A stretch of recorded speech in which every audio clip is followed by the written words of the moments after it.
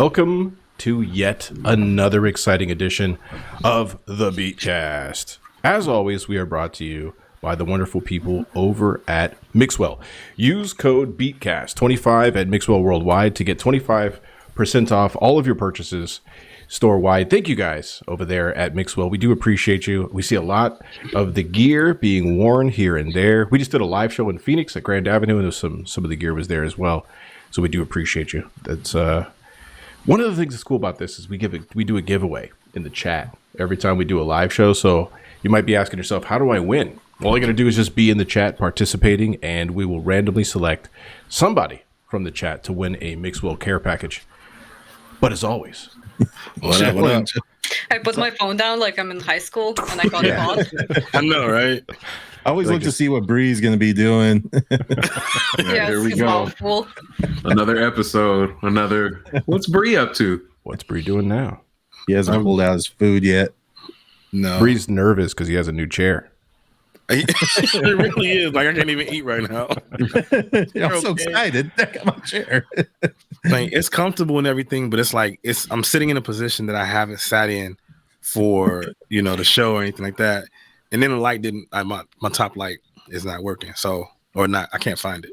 Anyway, but it's like I'm sitting like in a whole different place. So I'm like adjusting. What's that? Is that a tapestry in the background there? Yes. I had that made in Italy when I was out there. I was buying grapes. Okay. This sound like some bullshit. This whole story sound fucking manufactured. You've never bought a tapestry when you were traveling? I've never traveled. We've been over this. I've never bought a tapestry. He's like, what the hell is a tapestry? Because when you're in the smaller thumbnail here, it looks like a bearskin rug. That's what I thought. Yeah. That'd be hilarious to get. Can you still buy bearskin rug, or do you have to earn one? I think you should have to earn them, but you could probably buy them. Yeah. You have to actually use your fist to take down the bear and rip it apart. Fighting the fucking bear. You gotta split it like a blunt. You have to use your bare hands. Oh, Jesus. Please find the button. Where is the button? It sounded like he hit the plastic on the board instead of the button. That's what it sounded like. There we go. Is that louder? Is that better? No, actually, no audio on that. None. Did you hear it? No. Hold on. It's just the plastic. It sounds like you're tapping the mic. This is a fucking AMFR video. Oh no, I don't know what's going on. I got to figure that out. That's crazy. It was just working fucking a minute ago before we started. Now maybe the sounds are where your light is. They're together somewhere. They're on a tape. Yeah, there we go. Okay. So, but not that one. It's like a rim shot. It's like the lamest. Yeah. You need like a. That's appropriate. That's close. Yeah. It's close enough. That's what's happening right now. Sends the message. We just did a live show in Phoenix. That's kind of like the most topical thing. That was awesome. Yeah. Just got to give a shout out to Coco over Grand Avenue Records for allowing us to do our thing out there. And a big shout out to everyone who came and performed. Thank you. It was a great night. Good vibes, chill spot. Yeah. Really good turnout, which was awesome. It was good to see all the people out. And everyone had like excellent music prepared for the evening, which was phenomenal. What's awesome is that between Elena and RTC, we captured all of the video and audio. So I'm gonna, over the next couple days, I'm going to be editing all that content together, and we'll have a video that you guys that were out of the country or out of the state or just not available can check out as well. So it's going to be pretty cool to see that. Also photos. I'll lace in those photos that you took, Elena. So that'll be kind of nice as people went up and performed. Pablo Station revealed his identity. So it's kind of crazy that it turns out he's the Karate Kid, the actor from Karate Kid. He's Ralph Macchio. He's Ralph Macchio. He's Ralph Macchio. He came up to me at the restaurant next door beforehand. He's like, "Hey, what's up?" And like, I feel so fucking terrible. I was like, "Who are you? Who the fuck are you?" That's his fault though for not showing his face. I was like, "Oh shit." He's got to wear that mask, that cutout thing that's in all of his Yeah. He should have just. It would have been real dope if he would have wore that and stayed in character. That would be crazy. And the whole Ghostface killer thing. He's like twerking in the air. He just starts a fire in the middle of the fucking restaurant and just starts twerking above it. He's being followed by a goat and other random items from his video. Yeah, everything. Tiny hands, just all type of shit. Yeah, it was cool to see some new faces out there too from different ones from that last one we did this past summer too. We had Gonzi Supreme out there, and then of course Gene Flo coming in from San Diego. Gene Flo surprisingly more chatty than I thought he was going to be. I thought Gene Flo was going to come in and just be like, "Folks, fam, friends," and then hits a button a few times and it doesn't talk. It's super mellow the rest of the time. He was great, man. That dude was cool as hell. Yeah, it was a cool job with him and Redcon won. The floor got really dirty at one point, so Soft Cannibal mopped it. Oh my god! Soft Cannibal, yeah, he did like maybe the worst backspin in recorded history. It didn't fully complete. It took like 30 minutes to go. Oh man! Sometimes he would abandon it and just roll this way and then start rolling again. I was pointing at the cord the whole time because I'm like, he's going to trip that cord and rip the whole. No, he had surprisingly good cord control. Cord control. That was my worry. I'm just waiting for him to yank because it was plugged into Halsero's mixer. I was waiting for him to yank that shit off. I was like, no, man, he's done this a few times. This isn't his first wallow. Yeah, he's wallowed before. There was also some heads in from the local heads in from that they haven't really done any beat stuff with us yet. This cat Fresco, who I was thoroughly impressed with. That guy can rap too, by the way. So check out Fresco's music. I don't know how I think it's on YouTube. It's Fresco period, just how it's spelled with a period at the end, I believe. Check that dude out. I'm trying to connect him with some more people locally to see if we can help him out because that dude he's too good to not be out there killing it. Then Appetite. Yeah, the killer set as well. Super dope. Yeah. There's a bunch of people in the chat. Speaking of which, you got Noctimus Prime in there, Equality's in there, A Swung, Messy Goodness is in there, Beatsmith Medor. Beatsmith was in the house too. Oh yeah, it's funny. He was. I think I have his merch. He was handing out merch there that night too. And he had some stickers and a pin. I thought that was cool. He had the pin. That was awesome. Yeah. When Vargas came, he had his tape as well that he had put out. Vargas hooked me up with another hoodie.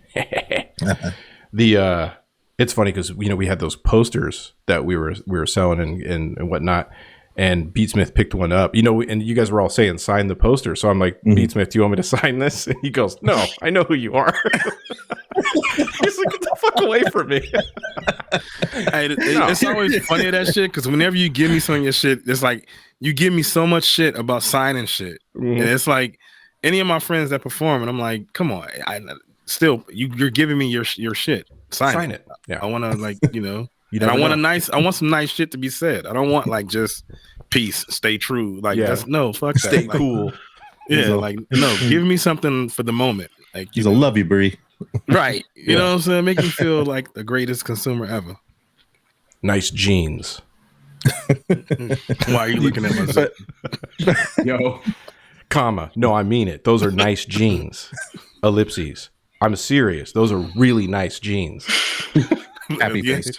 And it's even funnier is because Alan always gives me shit. He's like, you're really funny.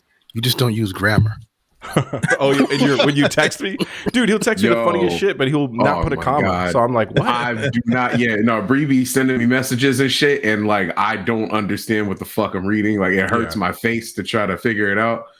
Like Bree, the only dude that I know that writes in hieroglyphics. Like this shit just don't make you need like some kind of like otherworldly transcriber to fucking fix it. Like I don't know what it is, but it's not my fault. It's not my fault, dude. The best thing I ever saw about how important grammar is, and I may have told this on here before, but I saw this post. It was like a tweet or something. This guy was like, "This is why punctuation is so important." And the message from this dude was, "I miss seeing my little brothers." Fuck. because he had been locked up. He's like, I miss seeing my little brothers. Fuck. And he was like, see, this is why you need a punctuation, because you need a comma. I miss seeing my little brothers, comma. Fuck. You know, it's important. Punctuation will get you every single time. It's very important. Yeah, I'm one of those sticklers about that. Like, I like if I see that shit, like a text or something without it, I'm like, oh, damn it. Yeah. It hurts my brain. That's why Bree's all quiet over there and shit. He ain't got nothing to fucking add to this. Fixing a tweet right now. Yeah, I was just about to say, I'm trying. It's funny, like when I like read it back and shit, I'm like, but that shit, my shit, it messes up. It like autocorrects and then like moves stuff around. So it's Apple's fault. Oh wait, no, you're on Android. Yeah, I was about to say, I think he got an Obama phone. Like he's still holding on to that shit, and that's what he uses. It's a flip. I'm like, what's up? Motherfucker using a Motorola Razor from back in the day and shit. So Bree's the one that's keeping our group text green. Yes, I already knew. As soon as that shit happened, I was like, "Why is this green bubble? You gotta fucking stop, man." Breeze flip phone flips this way instead of this way, vertically instead of horizontally. What is that shit called? The LG chocolate? I was just gonna say, wasn't it like an LG or some shit that did that? Motherfucker got an LG chocolate. What's the other phone that's like one of those Nokia paper things you make that the kids made that like origami? Oh yeah. Oh, you mean that you're like pick one or two? Yeah. Motherfuckers making calls off of that. I think Bree is the only person that we know that still has an active beeper. Like, I think if you search his house, he has a beeper somewhere over there with active service. That's what I think. With Excel on it. Yeah, and getting mad when no one hits him back. With the spreadsheet. Oh, that is one of the greatest fucking scenes from any music video of all time. That's Kelly Rippling. That was the only sidekick, right? Yeah. Not if I remember.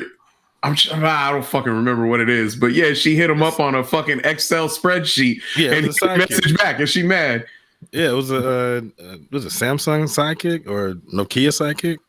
Yeah, Nokia. I can't remember who made the Sidekick. That's the only phone that I never owned or device that I never owned. This Sidekick was amazing. Yo, the comment, fucking Gonzi said, "Mind of Boost Modem." That's hilarious. Bree got Boost Mobile and shit. Boost Modem. Bree the only dude that still got Altel. Like he just got all like anything that was Altel. You took it real below the Bible Belt. That's very Arkansas, Alabama. Oh shit. They still got that? I don't even know if they still have it. Nah, that definitely ain't a thing no more. I forgot someone absorbed I kind of feel like they have like in like Oklahoma or some shit like that. It's like, so yeah, you can get a fucking some place with fucking 5 megabit internet that's high speed over there and shit. That's where you get your Altel signal. Where everyone lives that doesn't want to get infected with the 5G virus. Yeah, it only it operates on hangers and aluminum foil. Our aluminum foil network is the strongest of its type. I wonder if my mic's working. It is. Yes, sir. Okay, we're just talking over quite nice. Yeah, no. I'm just wondering if because I updated some drivers, so we'll have to see what happens. This is gonna be an adventure. We'll test it in a minute. Were they hell drivers? Oh, very well done. Yeah, we've all been playing Helldivers except for Bree because he doesn't play no games. He doesn't play no games. But we've all been hell diving, and it's a great time. If you guys play Helldivers, you should hit us up privately and join us occasionally and jump in privately. A separate channel. Get on the list. Get on the list. Person up. Don't do it. Message only patrons. Just take like the fucking paid thing in order to message people.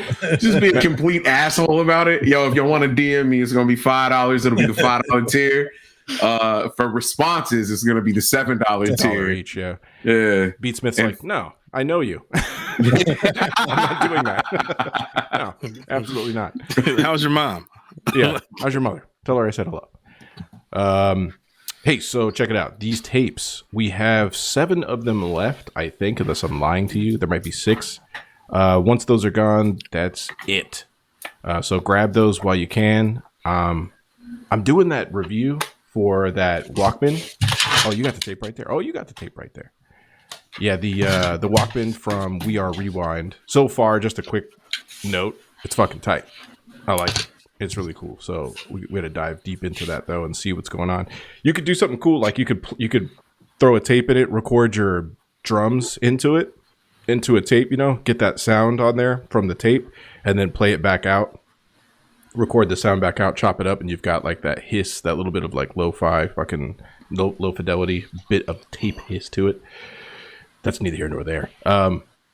We also have this is something I was just listening to over the weekend as well. The Beatcast Radio 1. This is on Spotify, and we want to put together another playlist, Radio 2. So if you have new releases, especially if you were on this one last season, hit us up inside our Discord with the links to your new stuff so we can add you to the new one because we want to build that out. Outside of that, there's some new merch up in the store. There's different colorways of this, which is that's super dope. Yeah, we got the Beatcast tee. Elena helped clean up that logo and dial it in too, so appreciate that.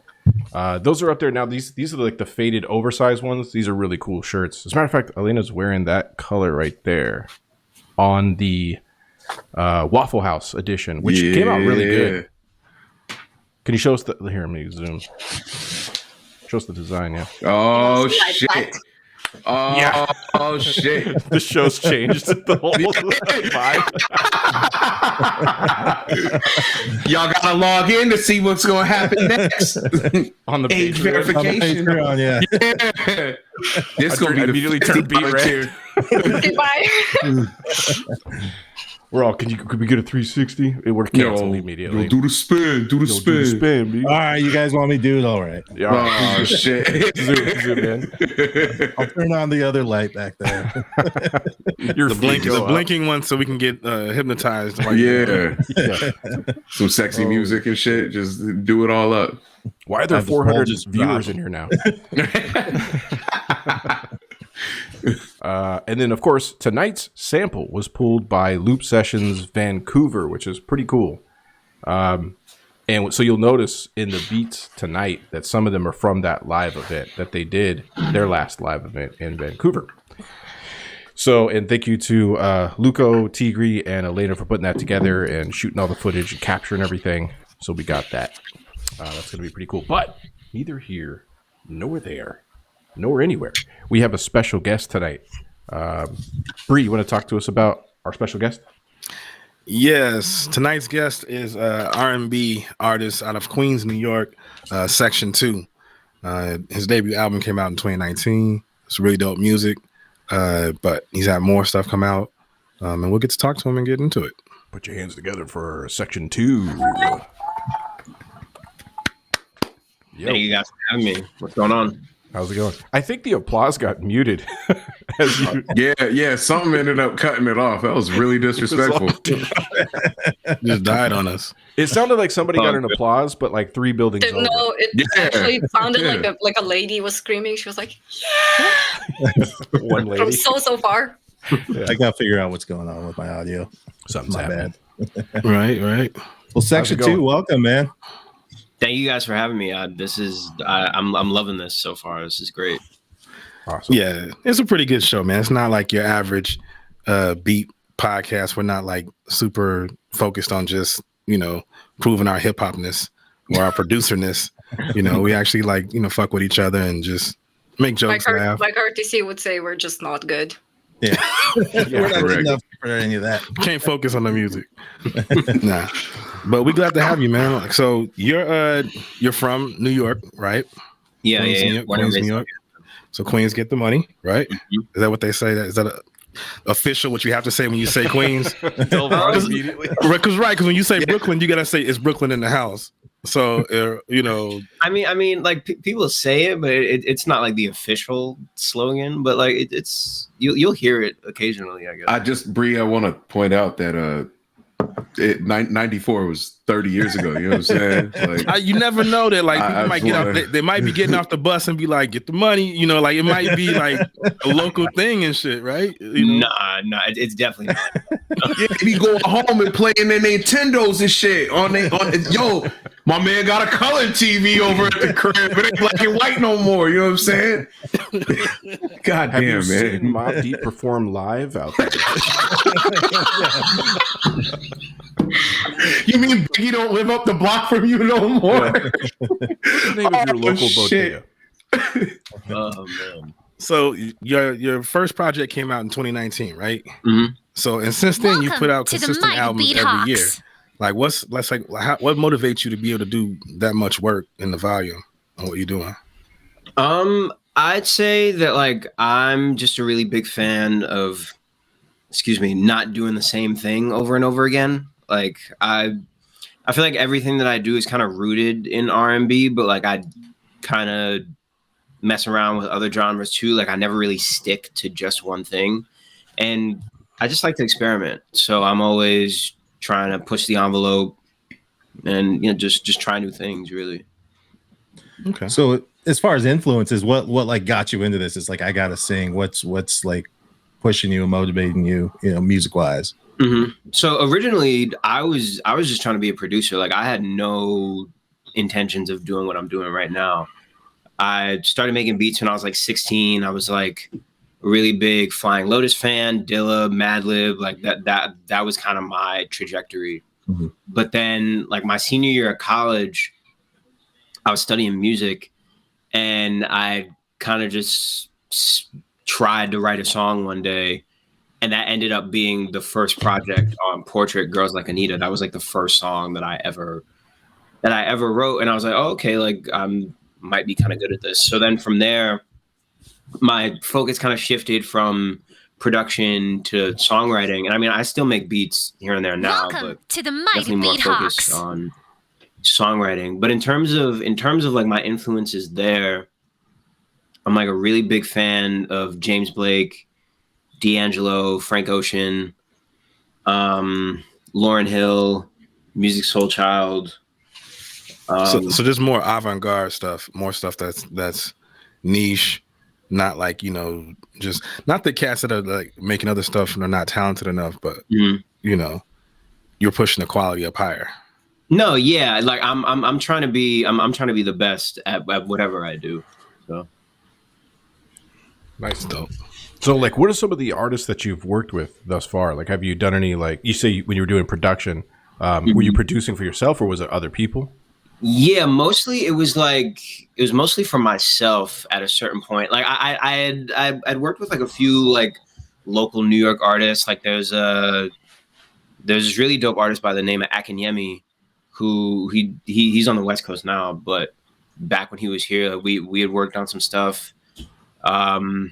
Production wise, one of my really good friends named Willie Mason, who he's probably like the only person that can still get beats out of me consistently. Like I'm always sending him stuff. Like I've worked on every single project that he's put out. I like around that time that I was like really into the production stuff, I had like guarded a relationship with like a handful of A&Rs. Like I was trying to get placements and stuff. Like nothing ever really stuck, but like I was sending beats out that way, just like trying to get placements on stuff. But yeah, other than that, like I never really got super far with the production stuff, if you will. It was like your singing predominantly that took off for you. That's crazy that you came in on the production tip, but then ended up having some traction with your singing more so. No, yeah. I mean, like I've been singing since I was like 7 or 8. Like I grew up in church, so kind like of bit right. Kind of we like it. Nurtured my voice there. But is there something that you would like to like if the production thing worked out for you, is that something that you would want to pursue more, like to get more interested in it, or would you rather just pursue the singing more? Oh no, I'd love to do both. Like I still have like I was just making beats a couple hours ago. Like I'm still very much in it. Like again, my focus is definitely more on songwriting these days, but like I still love production. What did you use for production? I still use Reason. I've always been a Reason guy. Do you flip the whole thing around and wire it up on the back? Oh no, I'm not that deep in it. That was always that was my favorite shit. Yeah, that's everybody just wanted to watch that shit, like, and move the units around. No, I'm not. I'm not doing any of that. I always wish I had dived in a little more reason. I used it for a little while, for a few months, and yeah, I'd like to check it out again, see how it's progressed. How it's progressed. Yeah, because oh my god, it's so good. Yeah, because I think that once you like certain softwares and like, you know, machines, once you put it down, there's because you progress. If you're still doing it, you go to something else. It's kind of hard to go back to it, and because the learning curve changed. Yeah. Here's something super important and kind of like really at the core of probably what this whole interview is about. You have an assortment of items behind you on that counter. You can only choose one. Which one are you picking? What are you picking? The leave-in conditioner for my hair. There we go. Yeah, that was the right choice. I left mine in too long myself. So, are you doing the majority of the production on your releases? Early on, I was, but I've always been collaborating with my best friend from high school. He goes by the name of Goodwill. Every single project that I put out, it's primarily been me and him on the production. My next project, I kind of took a step back production wise. I kind of like focused way more on the songwriting, and I think he did most of the beats on there. I got one beat from Lupo, actually. Lupo, he's from I think he might be based in Phoenix or was in Phoenix for a period of time. But a lot of cats flow through, like it's a surprising place that like you can be somewhere in Arizona and you run into somebody you know, like, what Flavor Flav? What are you doing here? You know, Lupo's crazy. I feel like I've heard the name. No, yeah, you probably have. He's an insane producer. He's great. But yeah, this project I took a step back, production, and kind of just focused on the songwriting mode. When you are producing and making beats, do you have yourself in mind? Is that kind of where, or is it just about making the beat and then like, oh, I feel this, I can do something over this? Honestly, I feel like the better I've gotten at songwriting, the harder it is for me to make beats for myself. Just because like I've gotten to a place now where like I feel like my ear is tuned on things that like I can probably do, but like I know there's someone that could do it better. So like I'd rather just like it, like, and I also feel like this kind of feeds into my songwriting as well. Like there used to be a period in time, probably more so during the pandemic, just because I had way more time, that like I can make a whole beat, write an entire song, and be like somewhat happy with it. Now it's like I can make a beat, I like kind of like it. For me, like I'm like it'll be a great beat, but like I'll, in terms of something that I would use, I'm like, oh, it's all right, and then I'll send it to a friend, and they'll be like, oh yeah, like I want to use this, and I'm like, all right, sick. Like, because I would have like half it anyway. Like, do you think your ear has went in two different directions with you writing one in one ear, you're writing and you're thinking of the song and the cadence, and you're doing, you know, all the stuff in your verse, but then when you get to production side, you just become way more critical and way more, you know, and this isn't that enough, or this isn't, you know, that enough. Like, definitely, yeah. And I feel like it's something that I value in my songwriting process is that like I don't think too much, like, because and like I can kind of tell when I'm thinking too much, because like I'll start to force things and like things don't really feel natural. But whenever I'm writing a song, it's just easy. Like things kind of just tend to flow. And not to say that things don't flow when I'm making beats, but like in relation to me, in relation to me using the beats, there's definitely some. I get like very critical in that regard for sure. No, that's fair, especially if you hold yourself to a high standard, which obviously you do. It makes it that much more difficult. Yeah.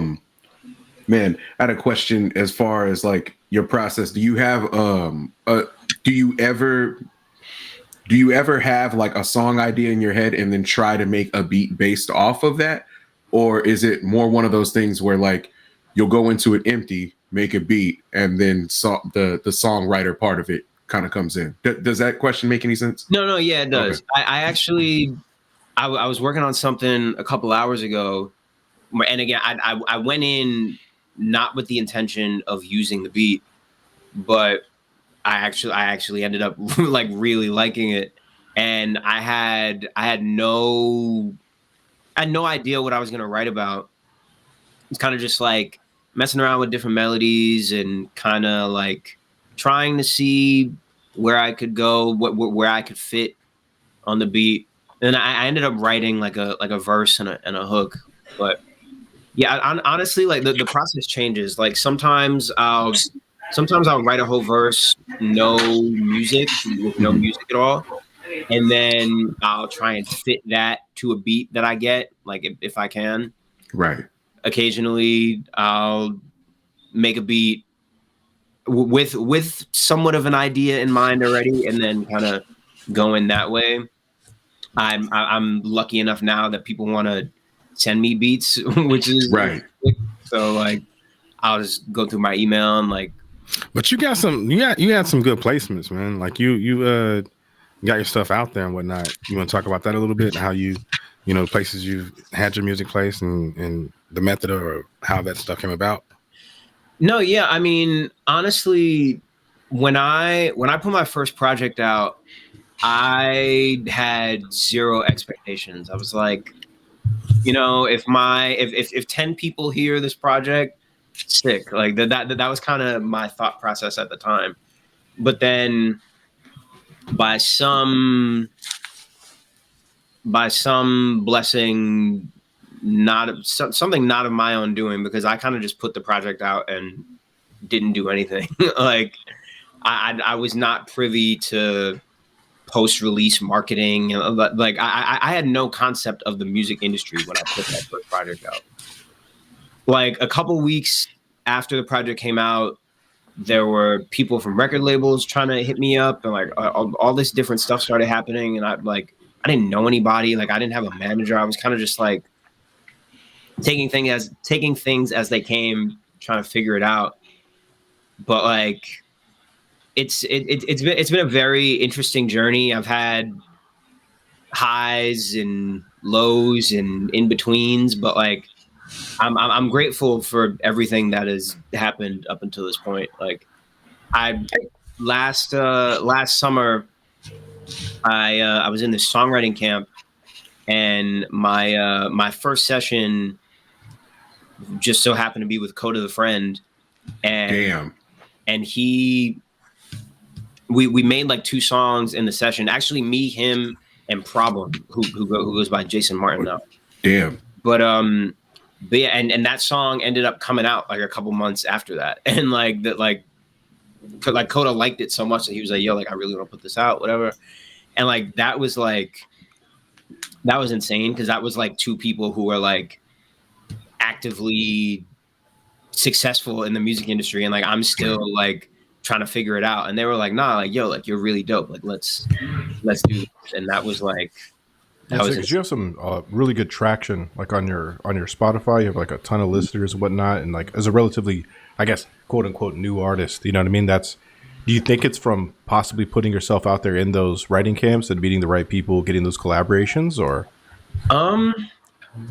like have you worked with a label, or you're just straight up doing it independent all the way? That was my next question too.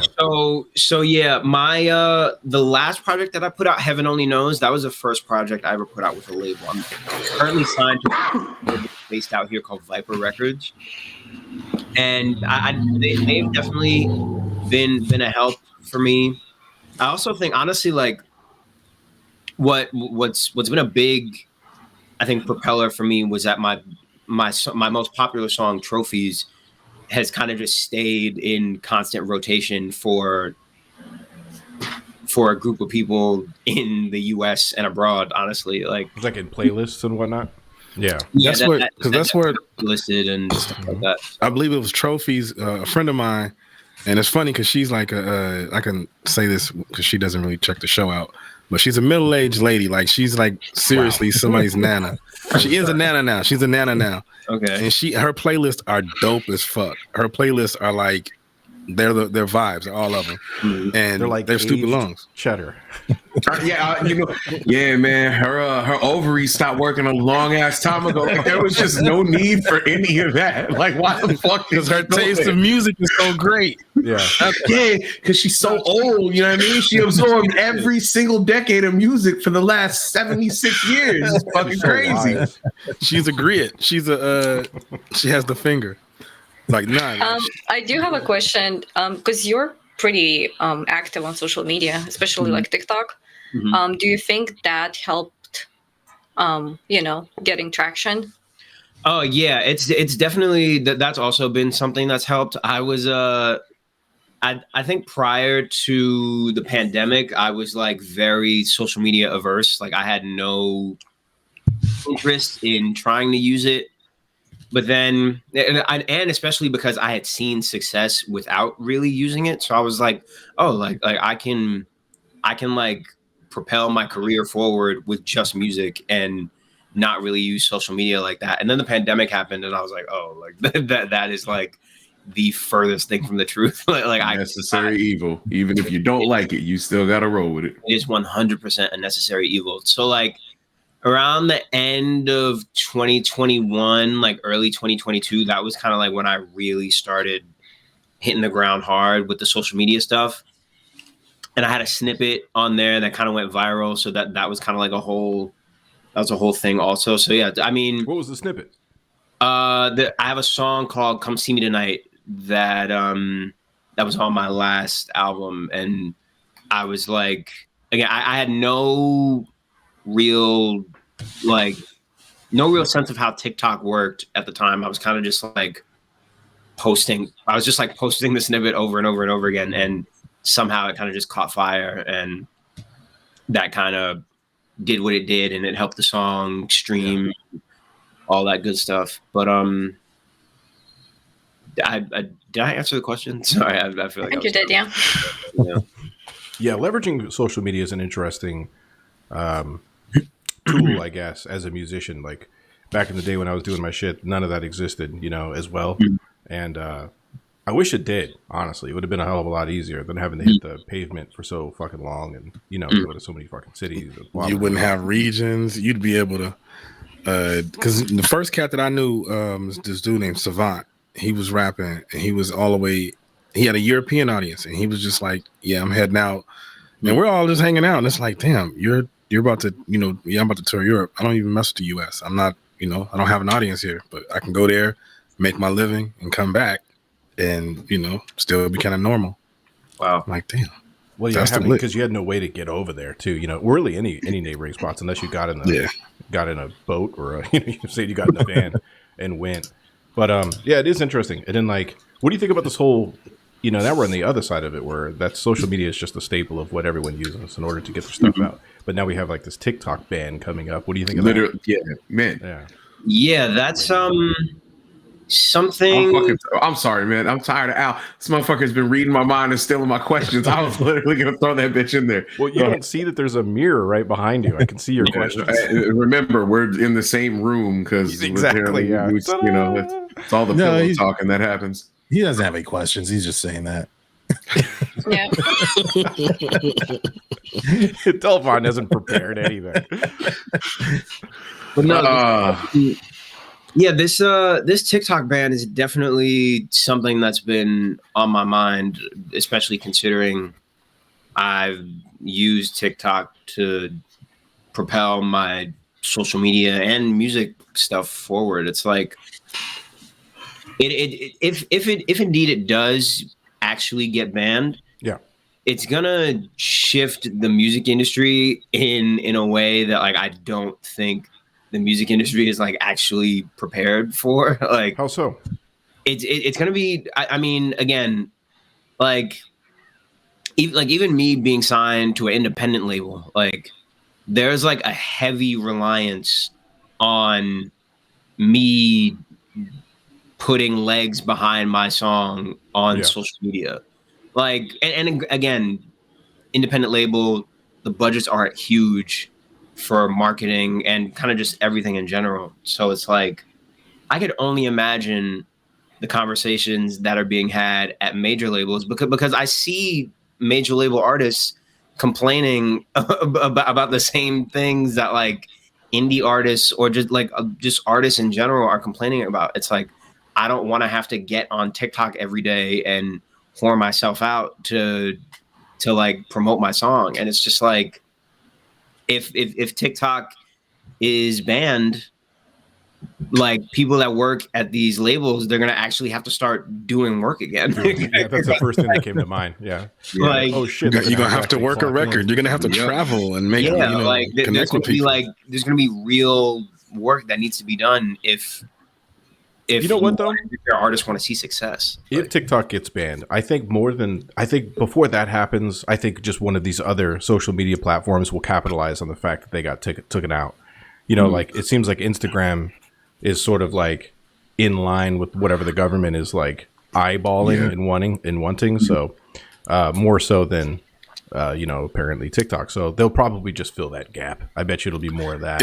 It'll be like Instagram 2 or not Instagram 2, but it'll be like 2.0. It'll be something else. Because Periscope was pretty popular for like streaming services. You guys probably like 6 months. Yeah, and then they went away. They fell apart, and I think Twitch bought them or someone else bought them, or who did it become? Yeah, if I remember, it was Twitch. If I'm not mistaken, if someone in the comments wants to say it, but I think they came in and did it. I think it's a very rare situation where you have two parties where one party thinks that they have more leverage than they really do, but they don't realize that they both need each other.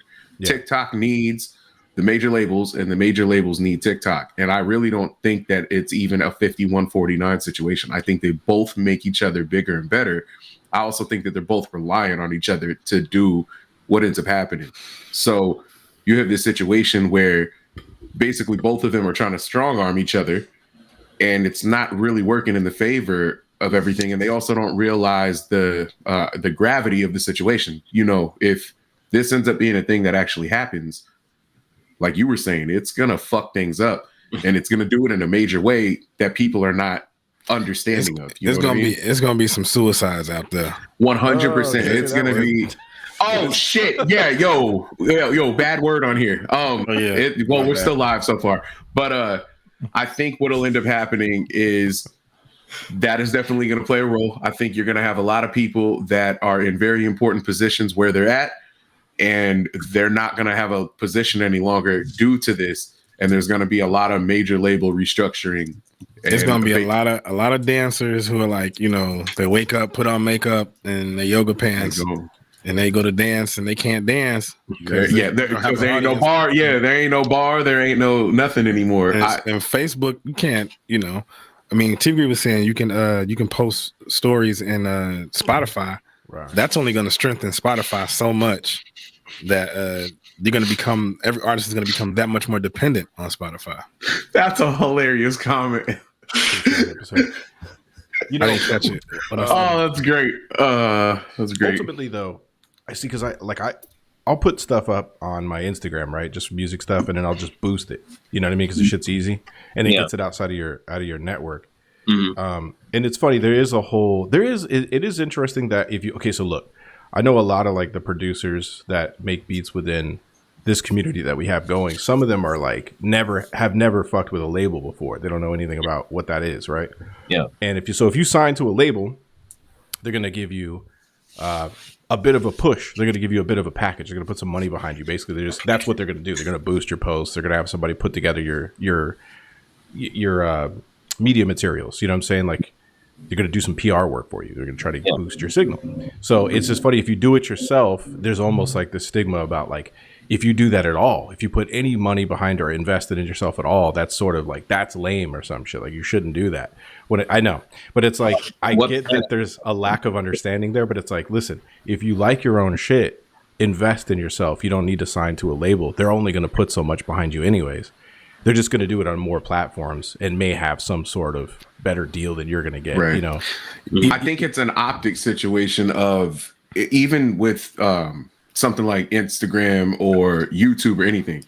A lot of times, if someone has a sponsored video or sponsored content, motherfuckers will get mad and be like, "Oh, you sold out! Like, you have and it's like, no, This clearly media. You're moving forward. Like, something is happening that got you over the threshold to where you were. Like, no one is above trying to make money off of something that they enjoy doing. Right. You should. Exactly. Plus, yeah. Oh, go ahead. No, I'm just saying, like, and it's so saturated in there.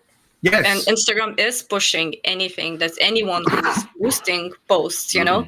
So, like, if you're just posting, that's what I do with my clients. Some of the clients that I make really good content for, they get like 2 free likes. I'm like, if you're not investing money into boosting your posts, this is just bullshit. I'm making photos and making content. Like, it's just gonna go, you know, like it's gonna be forgotten in 2 hours.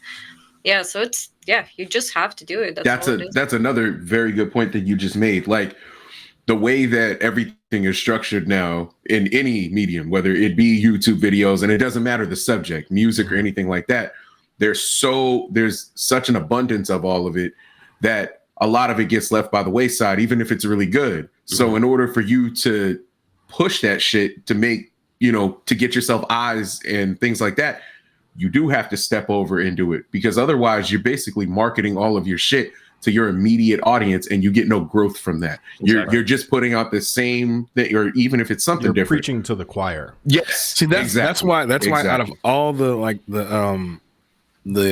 techniques or whatever to get to your audience and garner your audience that you have now, if you can use some of those back in the like 90s or something, you would have a bigger, because it was such a regional thing back then. I mean, it's still kind of regional in a lot of ways, especially in the South, where, you got certain cats that, they're rich in Texas. They're rich in, Alabama or something. Like, they don't have to like leave their market to go do anything else. Now they do, because it's a desire to, but, if you can use today's marketing for yesterday's, it would be such a different ball game. It's interesting too, because Gonzi was saying, but then a label can shelve you and dictate how and when your stuff comes out, which does suck, but it depends on who you're fucking with. And when you go into a label situation, you got to think about where you are and where the person that they're focusing on might be. Because if there's somebody who they're gonna like put you in a line, basically, you're gonna come out once this person's release is complete. They focus on the next campaign because they don't want you guys competing against each other. If you're overlapping, and preparing you for a tour too. They used to push that tour. And some people get pissed about that because they don't know about that. They'll get signed coming in and not realize that it's not that you're necessarily shelved, but they might end up shelved if like the moment has passed. It sucks. Yeah, and don't let the staff change. If the staff change, then I know. Nori has talked about that, where basically like around the time where he ended up getting into somewhere, they had the staff change thing, and you kind of had to pick, like, with the Rockefeller situation, he was saying you kind of had to pick who you were going to go with, and that kind of determined your future. I think another thing is, like, if you have an audience and it's organic, you're not doing no bullshit where you're paying for followers and you're not like pumping fake numbers into videos. I don't think there's anything with sponsored content at all. I think there's an issue when you start paying for fake views and bot views and shit like that. But anyway, if you have real shit that's going on and you bring your audience and you're in a position where you're going to get signed, that is a whole different game than if you go to a label and you're expecting them to push that. Because I've heard it plenty of times, like A&Rs and like artist development is not really a thing anymore. You know what I mean? You don't really have it where they bring someone in, they get them to where they need to be, make them a star, and then they explode from there. That's not really a thing. Like nowadays, most people already have a following or an audience before they're even thought about being signed. So I think that also plays a role too. Yeah. Yes, because it gives you leverage in that situation. If you come into a label and you're like, yo, I want this, this, and this, and they're gonna be like, fuck you. You don't have anything. Right. You don't have any. You don't have any leverage. Yes, you don't have leverage with us. So it ends up being a thing of, in your situation, where you not only have the Spotify following, you not only have the streaming numbers and the following on social media, you've gone viral before. You've done it more than once. You have posts that have very high engagement. You have things like that going for yourself. Mm-hmm. So you would automatically have more leverage than someone else that's trying to expect the same results from you, but then being upset that they don't have the same results as you. And it's like, you didn't fucking put the work in. Mm-hmm. So you can't expect to be in the same situation as yourself. You know what I mean? That was kind of my first hard lesson in the music industry, honestly. Because again, when I was taking my first label meetings, like, these people that found me, they found me very early. Like, I barely had 1,000 followers, so they were just they were in solely based off the music. Like, again, this is 2019. Before, I mean, TikTok existed in 2019, but I had no idea what it was, and there were people using it, but again, it was not what it is now. No, not at all. So I was very social media averse. I wasn't really trying to use it. So these people that brought me in, they brought me in solely based off of music. But then once I started getting offered things, I started to realize, like, oh, like, I'm not really going to get anything substantial because I have zero leverage. Like, right.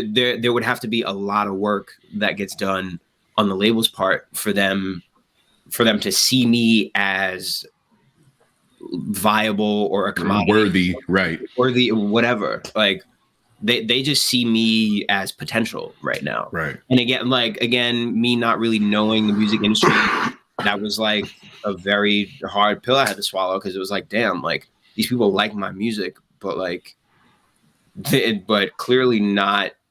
They're like, there's not enough there. Not enough. What's your plan? Like, you gonna hit the road? Like, you tour? I mean, I go there because that's what we did back in the day. No, yeah. There's you know what's funny? I've been getting like a lot of comments on Instagram over the past couple months about like going out like to the South. Like, I guess I have like a lot of fans like in the South. Like, people ask about Atlanta and Dallas and like all these different places. I mean, like, me and my label have spoken about it. I think it's just like, I feel like after the pandemic, just like booking shows now, like for smaller artists, it's so much more difficult. Like, well, I think Gonzi made a very good point, and I think it kind of ties with the show part, with the touring, and like you're saying, you know, booking an event. He said labels aren't taking risks, and I think that has a lot of a role to play as well, because before there wasn't a risk of no turnout at all for a place. You know what I mean? I think that there would be less to worry about. But during the pandemic, you had a lot of shows that were already planned, you know, already in the middle of them. Excuse me. And then the next thing you know, this giant wave of shit happens. We have an expectation of shows to still continue, but they can't bring anyone to come out because, you know, you have regulations, state regulations, government regulations, and shit like that. And I think that a lot of people, whether you believe it or you don't, it's a hoax, whatever the fuck you feel, the reality of it is it still changed shit. And also it has long lasting effects that we are still not done seeing. So I think that also plays a role as well into that. Have you had any kind of luck at all trying to get things, or is it one of those where you just haven't, it hasn't worked out in any situation for you? Yeah, it like outside of New York, like I haven't, like I played a show in San Francisco in January, and I'd done a show in Boston like a little over a year ago. Like, and like all these shows had great turnouts, just partly because I was on like really good bills, like the bills were together really well. But like outside of that, like I tend to just like play around New York, honestly, because like it's way easier. Like, and well, actually, let me not say it's way easier, because playing shows in New York isn't like a New York crowd isn't like an easy crowd to play to. Right. So I would never say it's easy, but in terms of booking, like it's just a little bit more seamless, I'd say. That's fair. So you opened for Mobb Deep. No. yeah. And 50 Cent. No, but that's fair too, though, because I mean it's different as far as, you know, for the new artists or artists in this generation, this time period. You know, not that you guys don't have to perform or you don't have to get out there. Mm-hmm. It's just that the labels are sucking up stages, and you know, the major labels, and you know, they're owning a lot of venues and stuff. So it's a lot different in getting in and working your audience and, you know, getting the right booking agency to get you to where you need to be at. Because of course it's all about the shows. It's like, yeah, I can get you on this and this, but then it's like the money of it. And then it's like, how do you get there? It's like, it's a lot of, for anybody who doesn't know, you know, the details of like getting on to, you know, not just doing a local show, because local shows, not to say they're easy, like you were saying, but it's a lot easier to get something, you know, in town pretty quick, you know, but also too in town, you don't want to like have too many residences there, because then your audience gets saturated. Well, and then it makes the optics of it look bad. It's like, oh, this motherfucker's You're a local act, yeah. Even though you are quite literally hitting up every spot that you can snatch up, again, it's like the optics of that. And I also think back to what Bree was saying, like you have the other side of it where I'm pretty sure now we're at a point where touring is the number one way, and obviously merch sales, so they go hand in hand, but that's like the number one way that artists are actually making any kind of money now. It's not record sales, it's not fucking, you know, streaming numbers so much as it is someone booking you for a big show, and then you getting paid off of that, and then, you know, you sell merch at that show as well, so those two things come together. So it's like the way that I've heard, like me and Al have had like lengthy conversations about the way that shit was before versus now. It's like damn near the opposite of everything. You know, you had to go out and be there in person before, as where now you could fucking basically stay in a room and get it all figured out. It's just a trip listening to it, especially with you like being in it. It's crazy. It is an interesting time to be an artist. I had an interview the other day, and the person interviewing me was like, "Hey, like, what do you like? If you have any advice to give to someone who like wants to get into music, like what would you tell them?"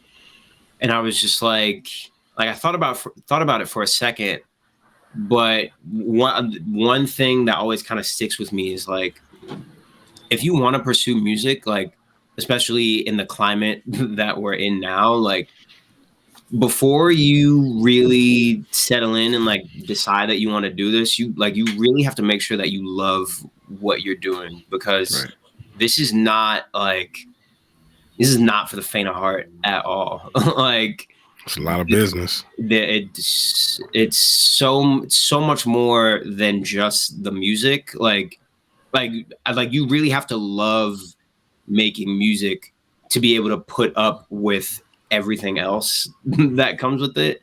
Because like if you're doing this to like try and make some money real quick, or like if it's not something that's like of value to you, it's most likely not going to work out. And I say that, but in some cases that could be wrong. Like there are situations where like people just like they make a hit song, music isn't really like the end all be all for them, and they hit a lick and they make a bunch of money, and it's like, all right, like it is what it is. But like the one hit wonders. Yeah, but like in most cases, like But also too to piggyback on it, if you value this and you want this so much, the other side of that is you got to not just be able to tough like how hard it is to get your stuff heard, get yourself seen, and then gather your audience, but also to have people break your stuff down and people not like your stuff. And you know, also too, you get on these shows too. That's another big thing about shows or like touring and like marketing and stuff,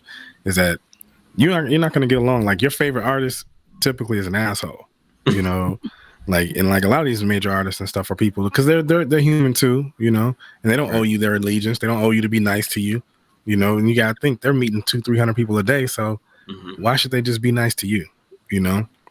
That's why I don't judge anyone that is like, yeah, fuck taking pictures with someone. It's like from the aspect, I know that the argument will be like, well, we made you who you are. And it's like, motherfucker, no one owes you to do that for you. Especially, you don't know what they went through that day. You don't know how many people they had to deal with, what contract bullshit they got to go through and all that. I guess one of my last questions is, have you ever had to deal with someone where you thought highly of them or something like that? You don't have to name anybody, but you thought highly of them, for example. You ended up working with them and they were like a completely different person, or you have a bad experience with someone that you maybe were a fan of? Anything like that? Again, you don't have to name them. I was just curious if you fuck it, name them. Just blow, like, fucking just ruin his life right now. No, up until this point, no, I haven't really had any experiences like that. I did have an experience in that songwriting camp I did last year, where I was put. So throughout the week, they were just like, they kind of just like pair you up with different artists, and like you guys kind of get in a room for a couple hours and basically just see what comes out of it. I had been put into a room with two artists who I'm not going to name, but they're a couple years younger than me and definitely had like a lot more going on than I did. Like, one is signed to Columbia, one is signed to Def Jam. Like, they're like, real quick, you don't have to say who they are, but rappers, singer, producer. Yeah, like rap. I mean, they both do a little bit of everything, like rapping, singing, like kind of hybrid stuff. Which is why I think we all got put in the same session, because I also do a little bit of everything. But that was probably one of the worst sessions I've ever had. It was like there was just like a clear disconnect between the two of them and me. And I think like I could kind of tell like they had either spoken prior to the session, and like, or like they kind of knew each other already. And it was just like, they're there with their whole teams. Like, they got managers in the room. Like, I just pulled up like by myself, because again, like I'm not like and not to say that like them having teams with them, or like having things that I don't have, that doesn't make them. I'm not saying that their ego was bolstered by that, but there was definitely a lot of ego in that room. So, well, especially, if you're trying to work with somebody, you're there for a goal, but someone's trying to fucking strong arm everything from you, and it's like, nah, me and you, we're gonna take this shit over and we're gonna kind of cast them off to the side. It's like you're there with a goal in mind and something that you're supposed to achieve. You're supposed to be working together. So if you come into it where it's just like, fuck this dude, we're going to do what we want, talking about the two of them, well, then obviously it's not going to put you in a good situation. It's not going to, no one is going to click. You know what I mean? And it ends up making the end product worse for everyone. So, no, yeah, it was a, but also I say that, but it was also a learning experience for me. There were things that I could have done better in that situation. I could have spoken up more, or just like tried to insert myself in other in certain parts of the session, and I did at some points. But again, like I kind of just chalked it up as like a learning experience. Like I wasn't like really upset about it. It was just like it is what it is. Now type shit. Yeah, exactly. Well, one place that you'll never have that happen is on our Patreon. So, patreon.com/the Beatcast. If you head over there, you can get all of our content early, as well as sample packs. We have a whole bunch of sample packs that are available. You got the music. We've got, I think there's 7 sample packs available, because there's that one that John put up there as well, which is actually really cool. And also, you get like unique identity inside of our Discord and all kinds of cool shit. And one of my favorite things, you also get merch, by the way. I don't know if you guys know that, but there's also merch that gets sent out. Specific merch that just comes from the Patreon. But you also get a shout out in the live show. So a quick shout out to some of our Patreons. Thank you to Scalezi, signed by Beats, I try not to comment. All in the zone.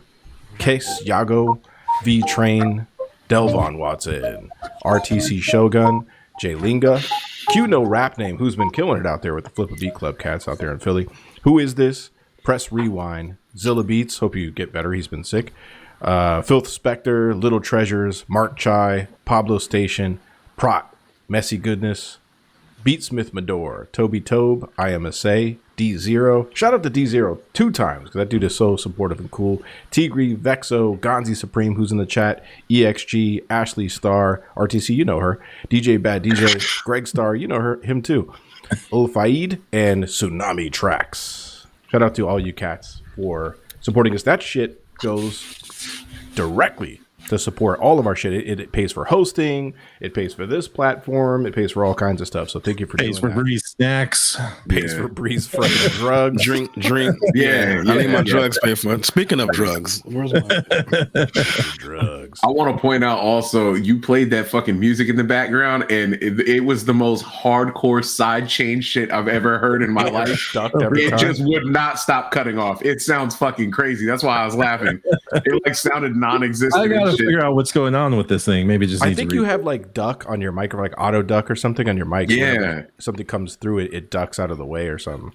Oh, that could be because it sounds like both of them are tied together, and when anyone says anything, it fucking ducks the audio from the board every single time. So it sounds hilarious. Under your settings, check to see if you have. Oh, you know what? I actually just changed those settings in here in StreamYard. Where so that's probably what's doing. It sounds like you were trying to make some lo-fi shit, but like it's not the fidelity fault. Like you just went with. You looked up, man. You did some YouTube shit. You just looked something up on YouTube real quick, and you're like, "Yo, let me see how to make lo-fi easily." Like I said, I'm just not good. Yeah, I don't know what I'm doing. Oh, Baby Yoda with guns is Brookdale Bangers. Brookdale Bangers. Oh hell yeah! What up, man? Also, RTC, thank you for those bits. Did you hear that weird noise that happens now when you donate bits to the channel? We don't hear those on. We don't hear here. Yeah, oh, that's right, because the shit's muted on your end. Yeah, I actually heard them a little bit. I think through your headphones. Through mine? Oh, through my headphones. Yeah. Also, Ellen Fines gifted a sub to Equality725. Messy Goodness gifted a sub to DJ SureShot. Appreciate that. If you guys want, if you have a Prime, Amazon Prime subscription going, you get a free subscription to this channel, and you get all of the emotes that you can use. You get ad-free viewing, so the ads go away. The shit's fucking way better.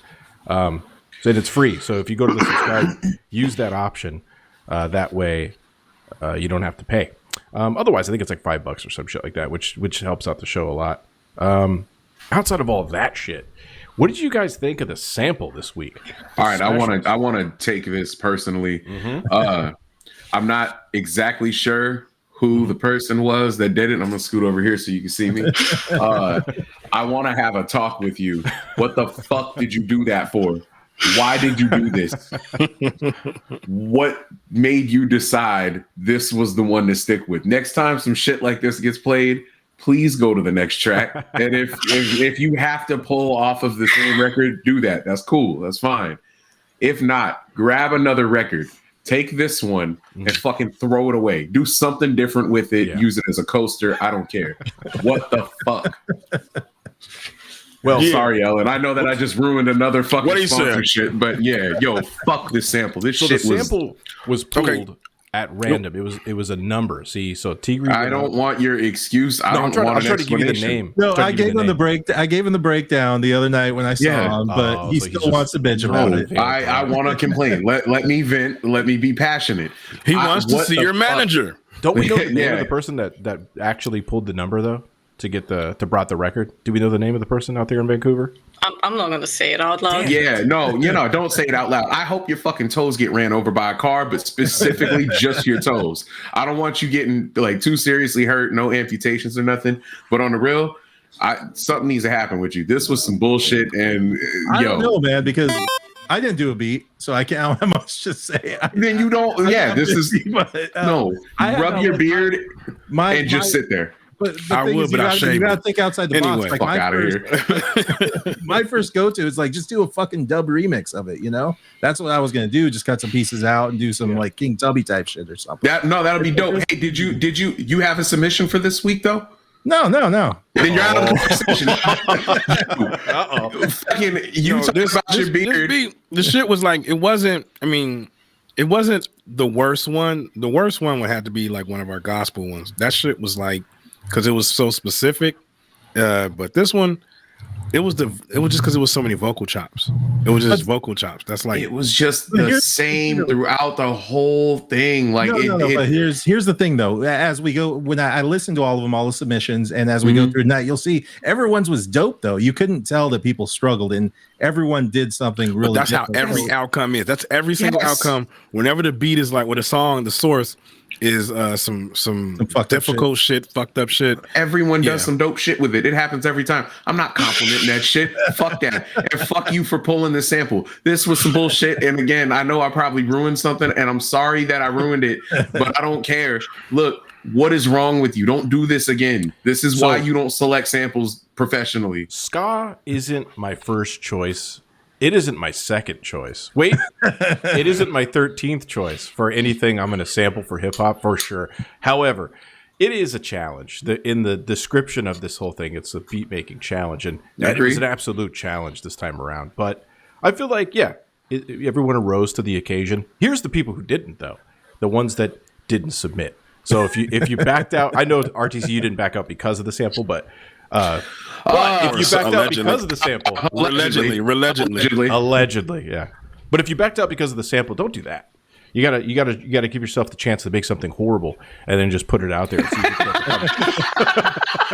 see I had all intentions to do it, like, because I was coming up with ideas the whole week and trying to see what happened was. But we should get into those beats because we, for time. You know what's interesting though? I think the season we've had anywhere, this is a guesstimate, between 60 to 70 submissions each time. Maybe you could go a little lower. This time around, we had 38. So I think it was 38.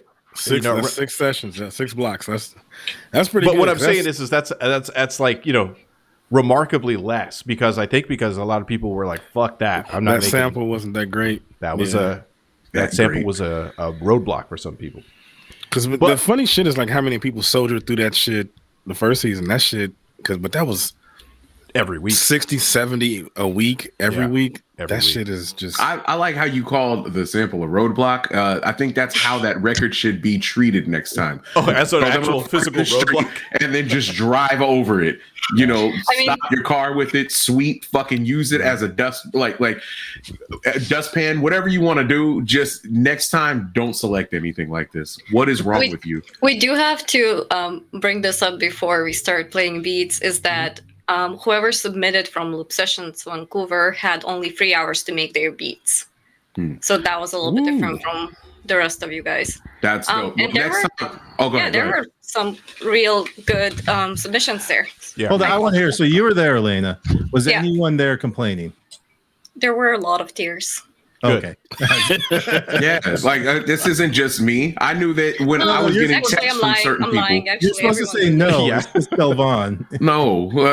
I knew when I was getting text messages from certain people about, this is fucking awful. I knew that it wasn't just me because I didn't say a word about it, and I was just randomly getting messages and shit like, this is horrible. I was like, okay, cool. It's not just me.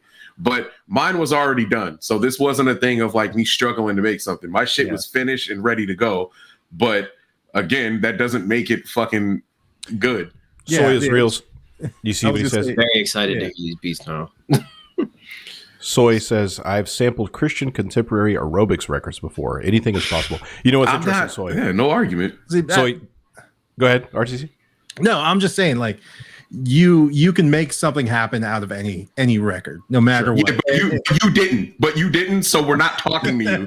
We're moving on. You know what? I'm gonna make 3 beats out of that week and just send. That's great, and no one's gonna fucking know because it's not. It's gonna be for the other episode that doesn't exist. I just want to point. I'm only making them for you. Thank you. You send them directly. Hey, so Soy, what's crazy about that is during the first season of the Beatcast, it was a subsection called Sunday School Beats. That's how we started out. And it was started by this cat, or DJ Organic. And he was just taking Christian records, well, any religious record, and he was flipping those on his own, just to see if he could do it. He did like a series of horror ones and different types of shit. And then so we built the Beatcast around that with organic, and then continued on as just the Beatcast, picking any genre. But that shit was weird. Like, using religious records every single fucking week was strange as fuck, Especially since most of them was in a major scale. It was more happier, upbeat stuff. Yeah. So it was, and there was one that was just a straight up a cappella too. Yeah. You know what? I like that one though. That one was actually pretty. That cool. one wasn't too. You know what? That's what I thought of in making this one. Is that I'm like, only thing I can do is like use these sounds to make instruments, use the voices as instruments to rock with. And for everybody who participates, all you guys, just always remember, you don't have to chop up and have a piece of it to make it super noticeable. Turn that shit into an instrument. Turn it into a bass or kick or just like some warped melody. It does not have to sound perfect so that we can identify it. Nah, just be creative. Make sure you're doing that. So basically, Del Vaughn would not have survived season 1 at all. Man, his beard has nothing to do. His beard only grows right now because of the quality of fucking here we go. Goes. I know a motherfucker that beard looks like he put Nair all over his goddamn face. Is not talking. That beard. I'm just helping. I'm just being supportive of your, gorgeous beard. I got a motherfucker with no facial hair. I got another motherfucker with facial hair, and both of them, at least the one without facial hair, submitted something. The other one, like, I just don't understand why. And then you hear the car in the background. I hope that's running the record over. Whatever car just drove past, I hope the fuck this record. This shit was terrible. But let's get into them samples. All right. Whoops. That's not the right one. We're taking it back. We're starting over. Starting the show over. On this show tonight, we get. The Beatcast is brought to you in part by Mixwell Worldwide, the turntable and lifestyle brand going strong since 1997. Patreon. Our patrons directly support the Beatcast. Choose a tier that works best for you and receive items like merch, exclusive sample packs, as well as a direct shout out in our live shows. Patreon.com/The Beatcast. Picking up some new equipment? A portion of anything you purchase through our Zounds affiliate link, located on our website at thebeatcast.com, will directly go to support the Beatcast project.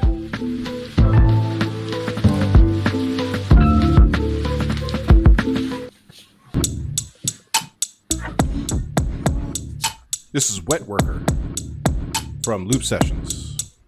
That's a name, boy.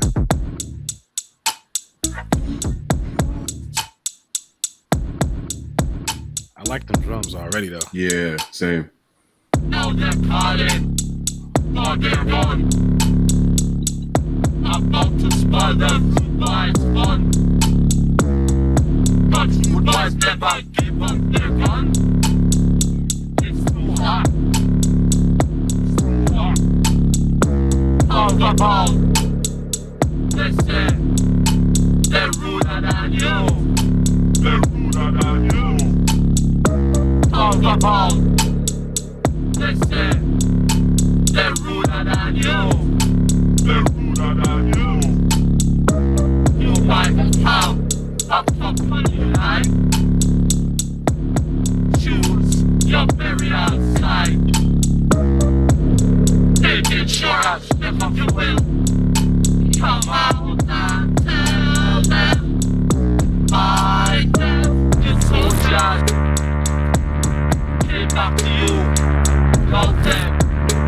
Go them. Not one of these fools are afraid. They can't even touch them.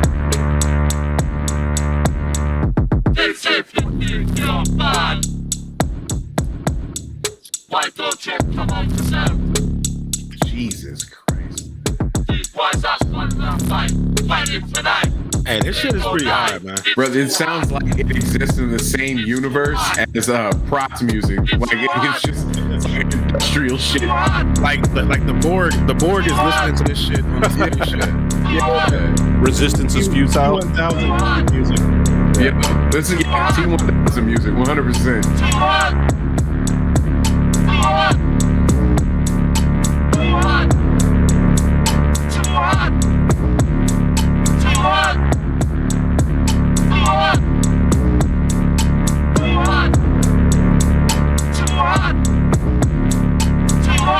Now, I'll let that one play long because I know most of the Loop Sessions cats don't know we do 60 seconds, but they're new, so I'll let that one run. They go 6 tape 5.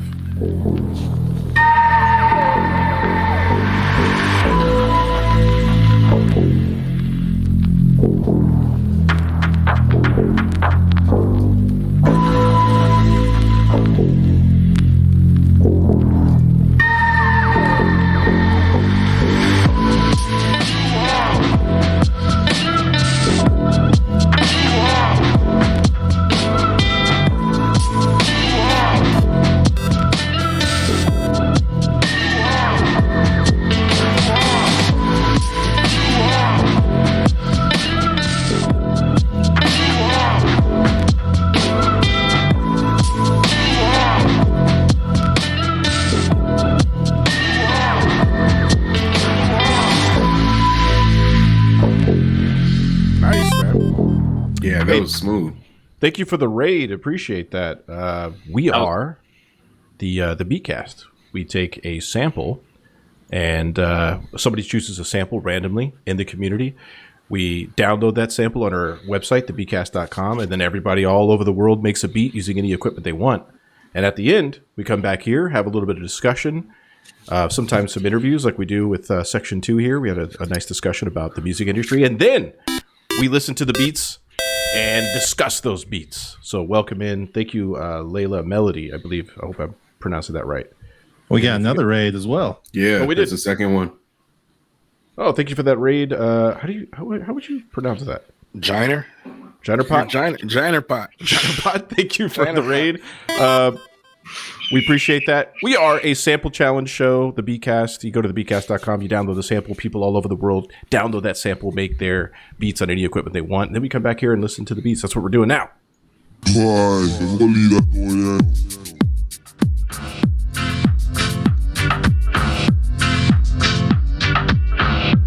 This is Hey Vamprun. This is like something that RTC was thinking about doing.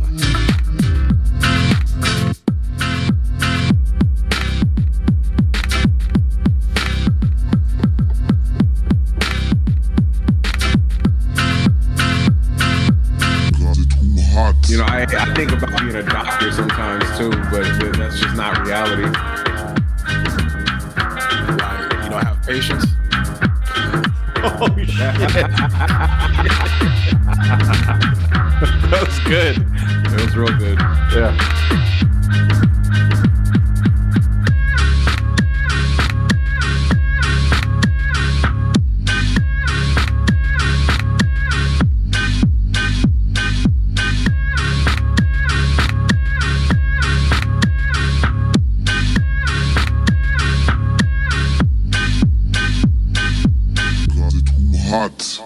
Now, is this one of the cats from Loop Sessions, or just like this is? Yeah, okay. he's a really cool guy. Yeah.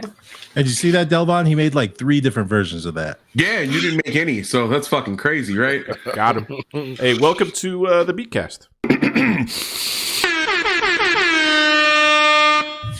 Appreciate you guys. Pop the record on, so it's fine. This is a record I still need to listen through to see if there's some samples on here. And one of the things I always try to avoid is just going to the intro, going to the outro of a song and seeing if there's anything there. You really want to take your time, needle dropping through the record, or even just listening to it all the way through. But make sure you're always keeping in mind, where can I find beats on this? Because when I'm just listening to records out of enjoyment, I find I'll oftentimes pass over over something that when I go back again from a sample mindset, I realize I missed something. A third of the way through the track, there's a nice sound, and I would slow it down when I'm making the beat. The reason I know this too is because while I'm looking for samples, I'm literally moving the pitch slider up and down to see, again, I'm thinking about this from a sampling standpoint. Is this going to be a good slow beat? I put it on 45 RPM sometimes just to see if it'd be better fast.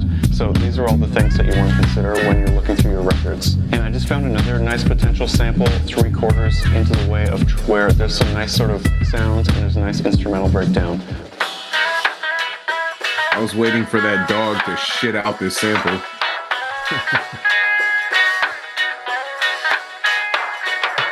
So typically when I'm doing this, I could end up with 10, 20 records that I have all marked down, and then I go up to the studio, I already have all those things lined out, and I'm not spending any of my creative time trying to find samples. I have them all loaded up and marked very specifically with where to go to find something and get moving. Soya's Real says, I just heard the sample and it's not nearly as bad as y'all made it sound. Oh, it's not. Interesting. Hey there. That's the sample, section 2. True. This is Press Rewind.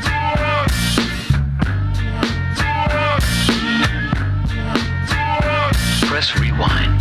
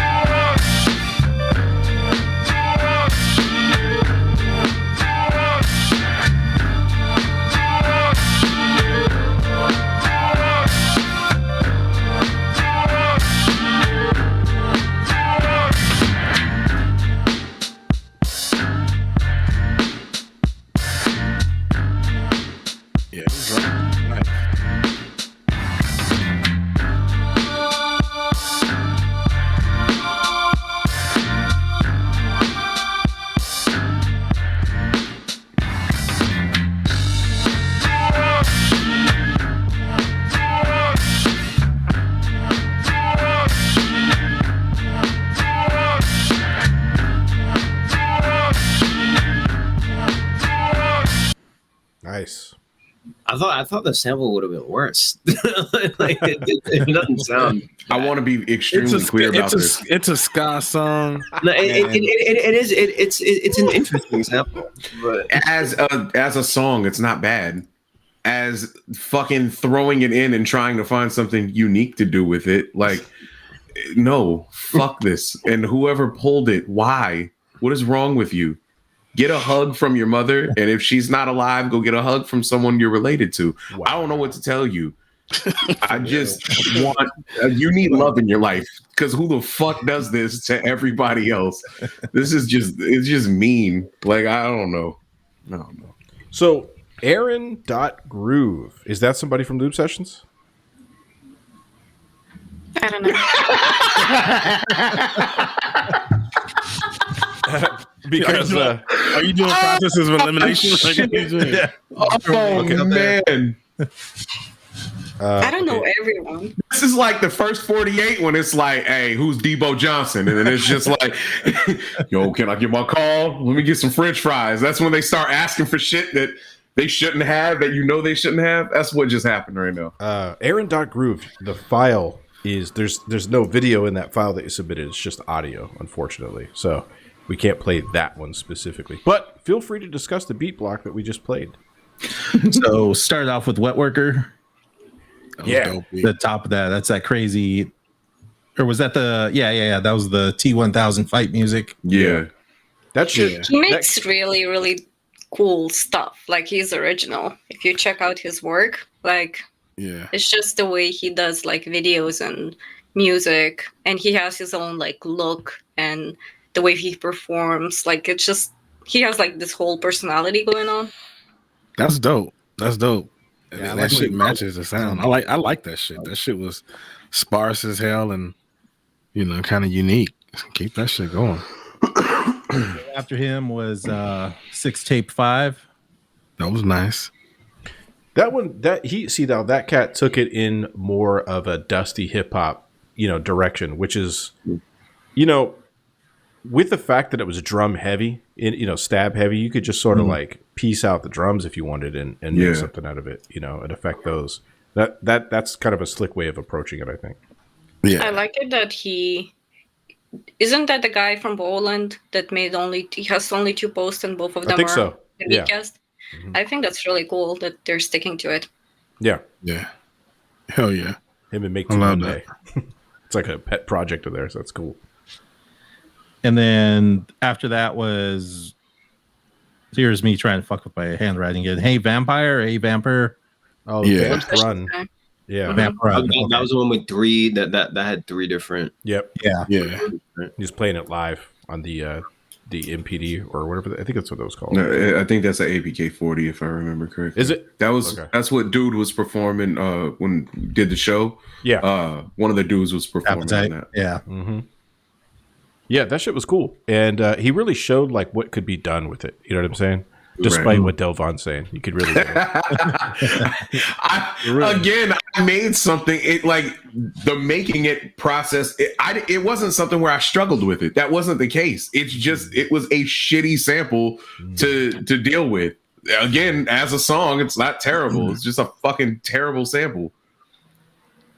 What do you mean? I don't like the blank look on Al's face. I really don't appreciate that.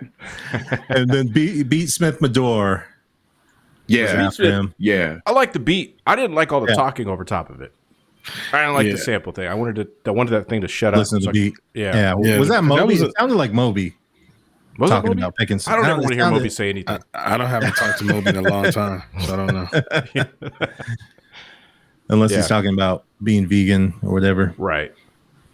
Just Moby I feel like Moby would judge me on, you know what I'm saying? Like in person, like about all the shit I'm doing. And you'd be sitting like he'll be like, and that shirt is not organic. He's wearing leather. Exactly. You run a podcast and you're over 40. He's like, yeah, that's interesting. Like, he didn't encourage that. He didn't encourage that, but it'd just be like, it's not clean air. You're not trying to. It'll have to be something like weird. You don't have an oxygen diffuser available. Oxygen diffuser. You would judge your chair or something. He's like, you got that at IKEA. And then press rewind rounded that one off. That was solid. Hard hit. Yeah, always has those hard hit. Good. Yep. Ain't nothing wrong with that. Let's keep it running.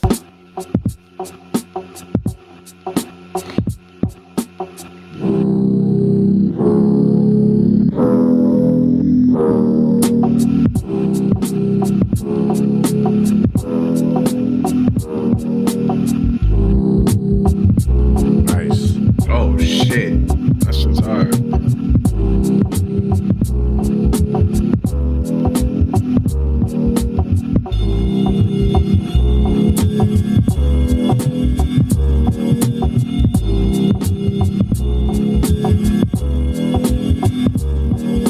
That's an MP, right? Yeah. I think that's the one. The 1000. Yeah.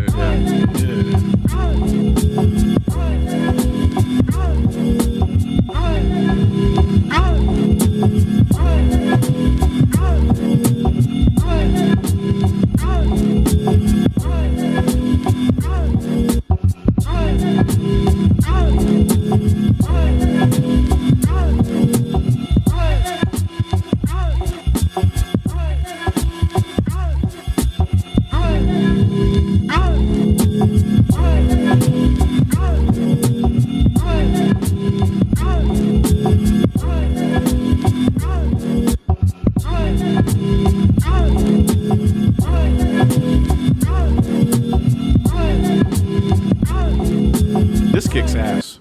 That is hard as hell. That's like my favorite one so far. That shit is amazing. That was crazy. Hector Chew Joy. Yeah, that's obviously a Loop Sessions cat. Really good, man. Really good. God damn, yeah. Hope he keeps submitting. He was like, that's why I picked that record.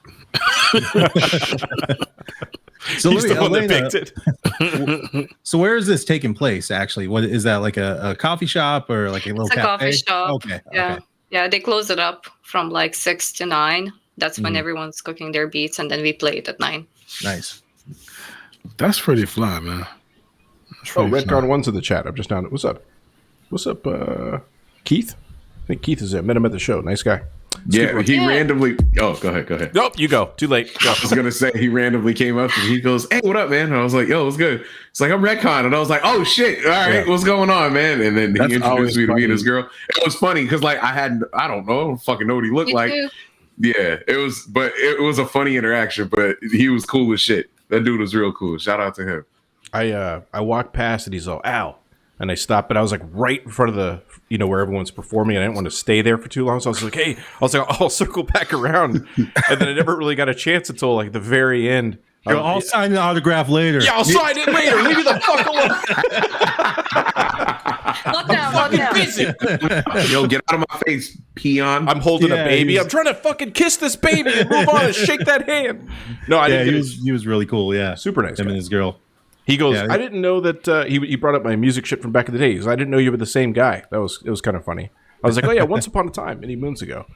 Now I'm doing this with that fucking guy, and I pointed at Del Vaughn. That fucking guy right there. Yeah, it was really he let me know. He put me in my place. Good. That's how it went. Good. That's what happens.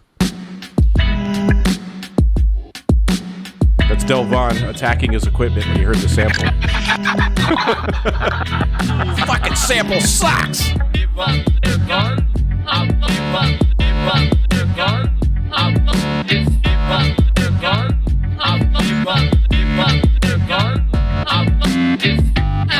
Who is this? This is RTB 3000, I believe.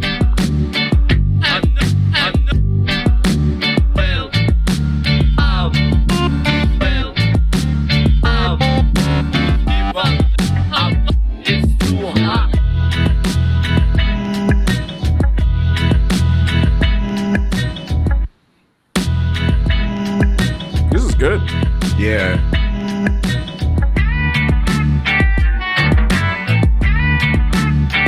I like it gives it like a little bit more of a Caribbean flavor. Yep.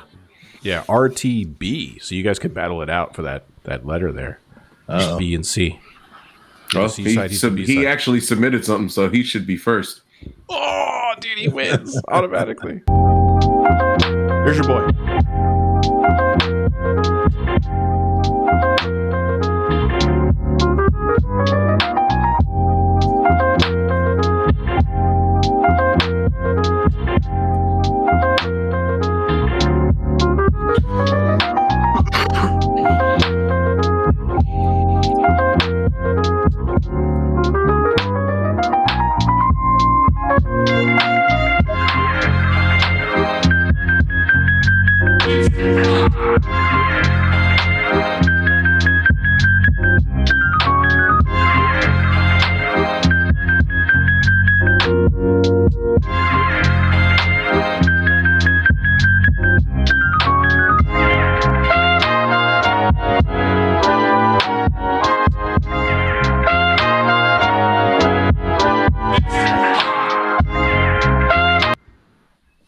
There's that one. Man, if the fucking show Taxi was still on, yeah, it was like more modern, that shit would absolutely be on there. And that is not a diss.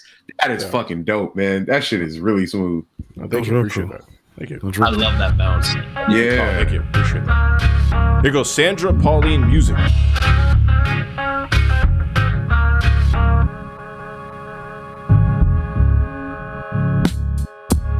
Oh shit. Oh shit. The way that came in. It was like a nice switch up. Yeah.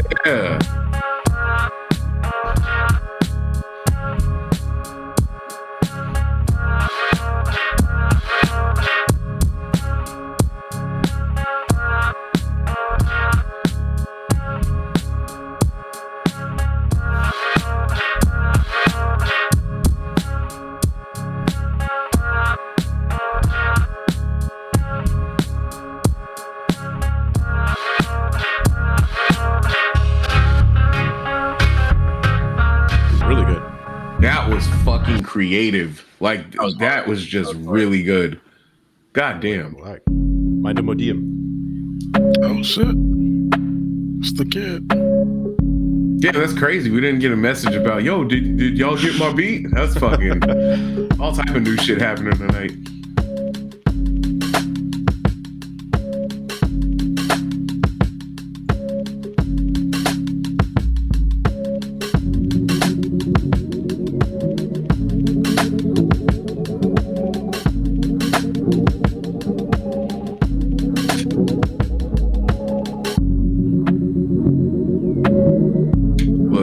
fucking stressed he looks listening to the sample, trying to figure out what the fuck he gonna do with it.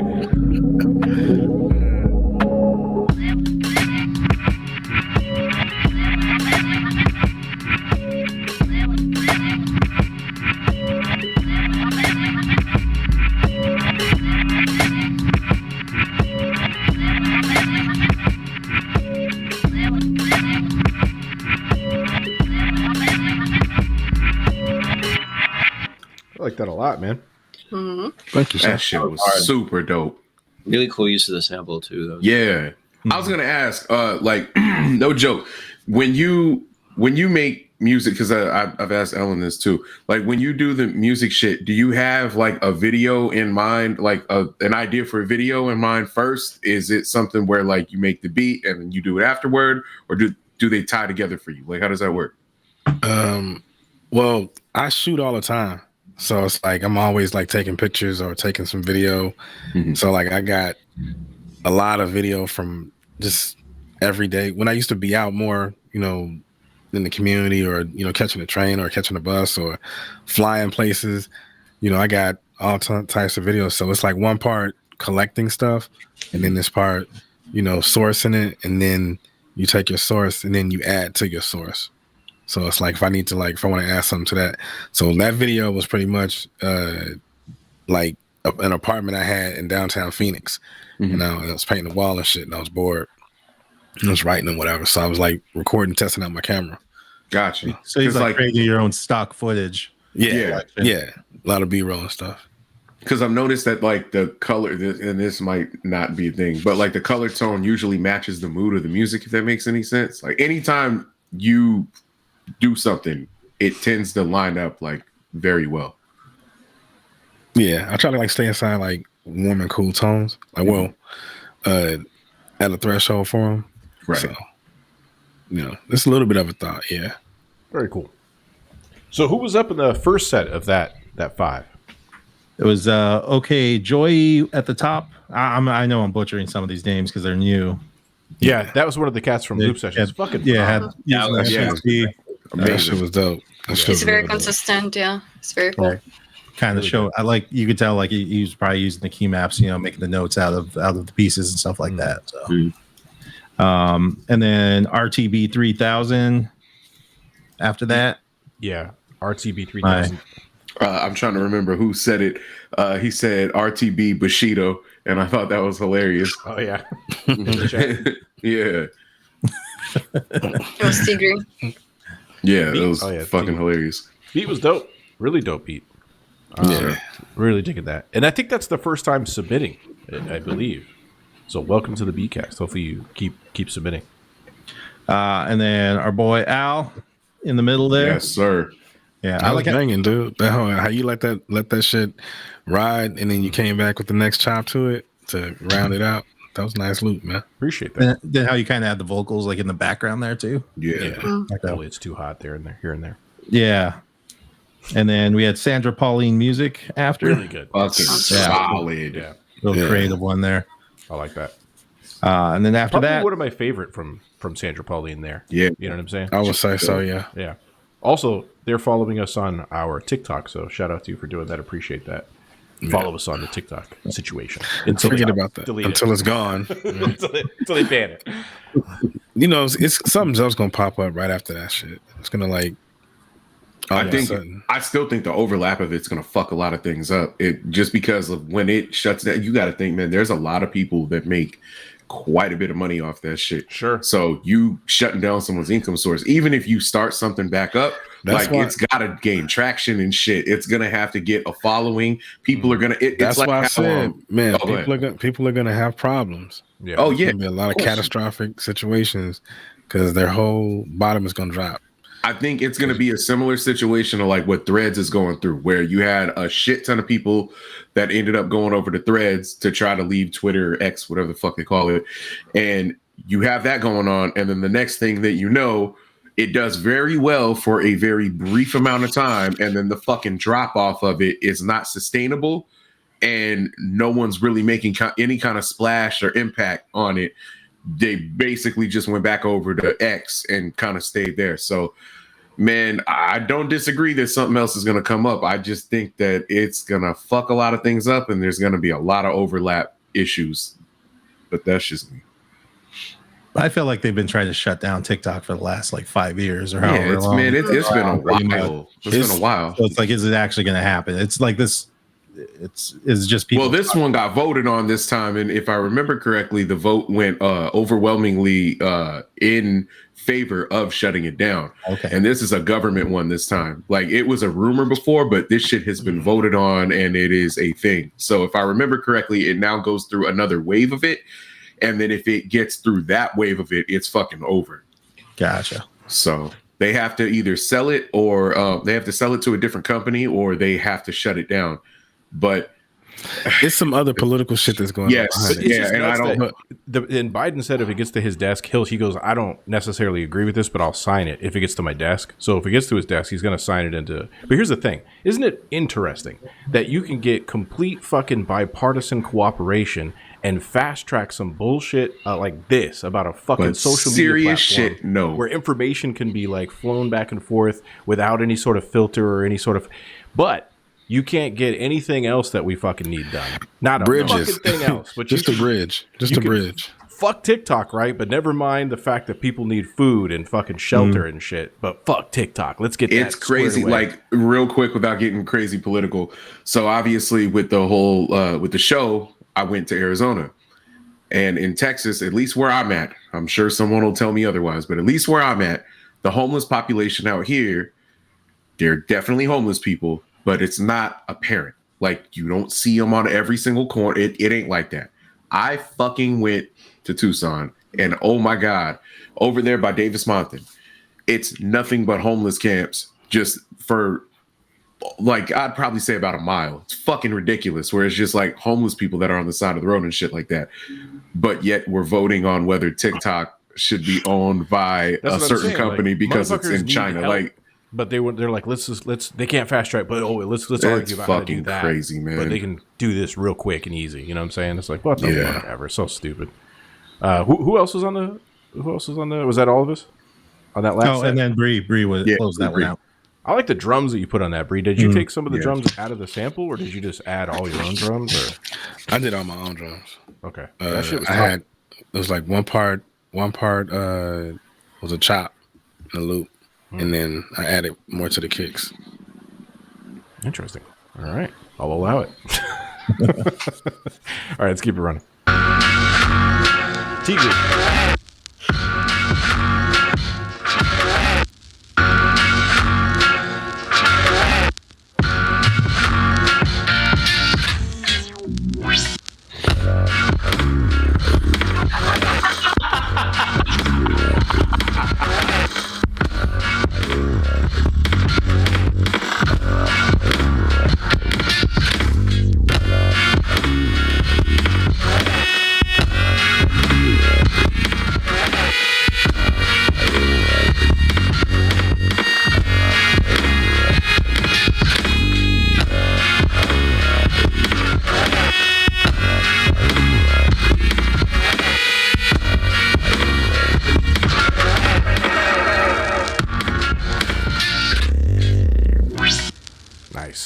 So is he clowning on you being afraid of water?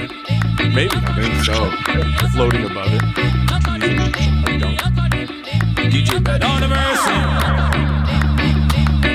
So you wanna be hardcore with your hat to the back, talking about the gats in your raps, but I can't feel that hardcore appeal that you're screaming. Maybe I'm dreaming. This ain't Christopher Williams, still some MC got to feel one. Cats I got to feel some. To let niggas know that if you fuck with big and heavy, I get up in that ass like a wedgie. Says who? Says me, the lyrical. Niggas saying Biggie off the street, it's a miracle. Left the drugs alone, took the thugs along with me. Just for niggas acting shifty. Sticks and stones break bones, but they gotta kill you quicker. Especially when I'm drunk off the liquor. Smoking funk by the boxes, packing blocks. It's natural to eat your niggas like chocolates. The funk, baby. The funk, baby. Fantastic, man. The funk, baby. The funk. That was fucking dope. God damn. And one get shot and the body start fire. And one get shot and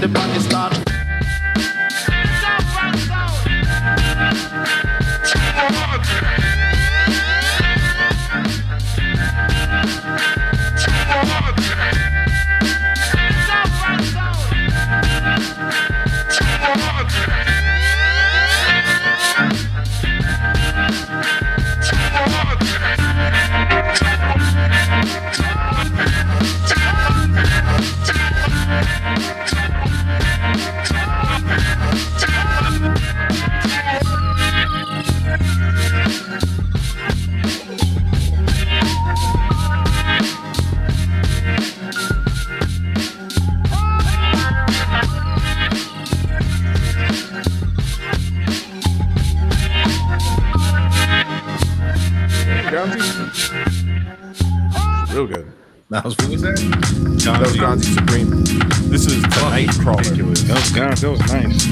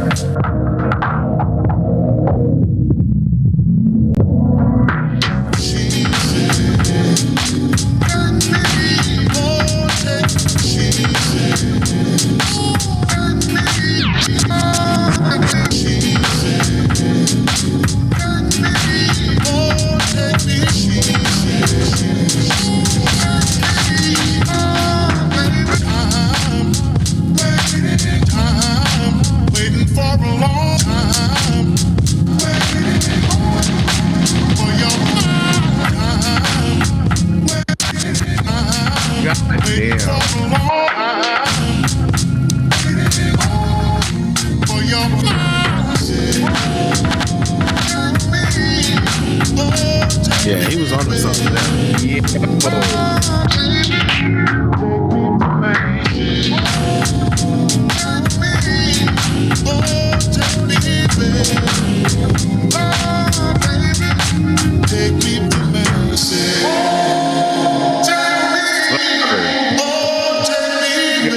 Damn. That's just fucking wicked. Oh man. Really good. Special Agent Murph. Oh fucking Jesus Christ. Yo. This is fucking good. What the fuck? Yeah, that's pretty hard. What the fuck, dude? That's like.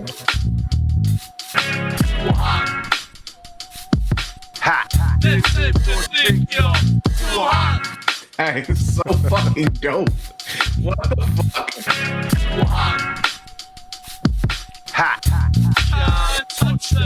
It's just enough, like to not be too boom bap. Exactly enough room to fucking rap on it. I can hear someone like acrobatic on this shit. The first person I thought it was Fat Cat. This sounds like some shit Fat Cat would rap on. Oh my god. So sick with the beat, dude. And quick with the heat too. Yo. So sick with the beat, dude. And quick with the heat too. This is insane, dude. Jesus fucking Christ. This is yo.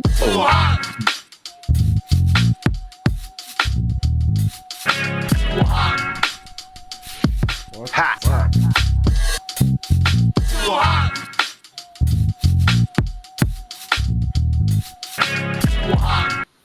It's so offbeat and then just comes together like Jesus Perfectly. fucking Christ, man. That bass line. Oh my god. Yeah, and the bass line the whole time. Like, yo, sir, congratulations. Goddamn. Yeah, if this was a competition, there's the winner right there. Oh, 100%. So far. I don't know. What's his name was like real good. The loop sessions guy. That guy. Oh yeah, no, that shit is up there. Top three, yeah. No question. Are the gummies kicking in, Bree? He's getting lower and lower. The whole time, like we started the show, he's all upright and shit, and then the rest of the show went, and he's just like, "Yeah, man, yo, like I'm just gonna settle in." Yeah, man. Switch back to the old chair, man. It's gonna be just the forehead at the end. Just right here the whole time. That's when I call my mom. And it's like it's only the forehead. The loop session shit was real tight. Yo, it's crazy, man. Fucking dope. Welcome back. Who else was on that? Who was up first? That was Tigre up first. Yeah, Tigre. That shit was hilarious. I like how Bree's fucking green android bubble was floating in the background while he was dancing. That shit was dope. And what was the one after that? DJ Bad DJ. Oh man, that was good. Yo, the big real one. solid. Biggie, Yeah. Yep, had the Biggie tribute in there. Real quick on the Tigre one, it reminded me of Double Dragon, the video game. There was a sound in it. 100%. 100%. Yeah, I was thinking. I was like, that sounds familiar. How does that sound familiar? Because that's the last new game that you played. That's why. Well done. I like it. Got him. Yes, and then the Biggie tribute. Yep. And then Gonzi Supreme in the middle there. Phenomenal. Super dope. It had the Mad Lib feel to it too. Yep. One of his instrumental albums. What are those ones called? Beat Conductor. Yeah, the Beat Conductor ones. Yeah. Gonzi came out here, and just got right to work, man. He's doing really well. He's, making all kinds of cool connections, hitting up all the spots, participating in everything. He came out to the Beatcast show the other night too. Yeah. Yep. Great meet him in person. Jumped on that session. Really cool. Love it. And then after Gonzi was the Nightcrawler. Okay, to Nightcrawler. Yeah.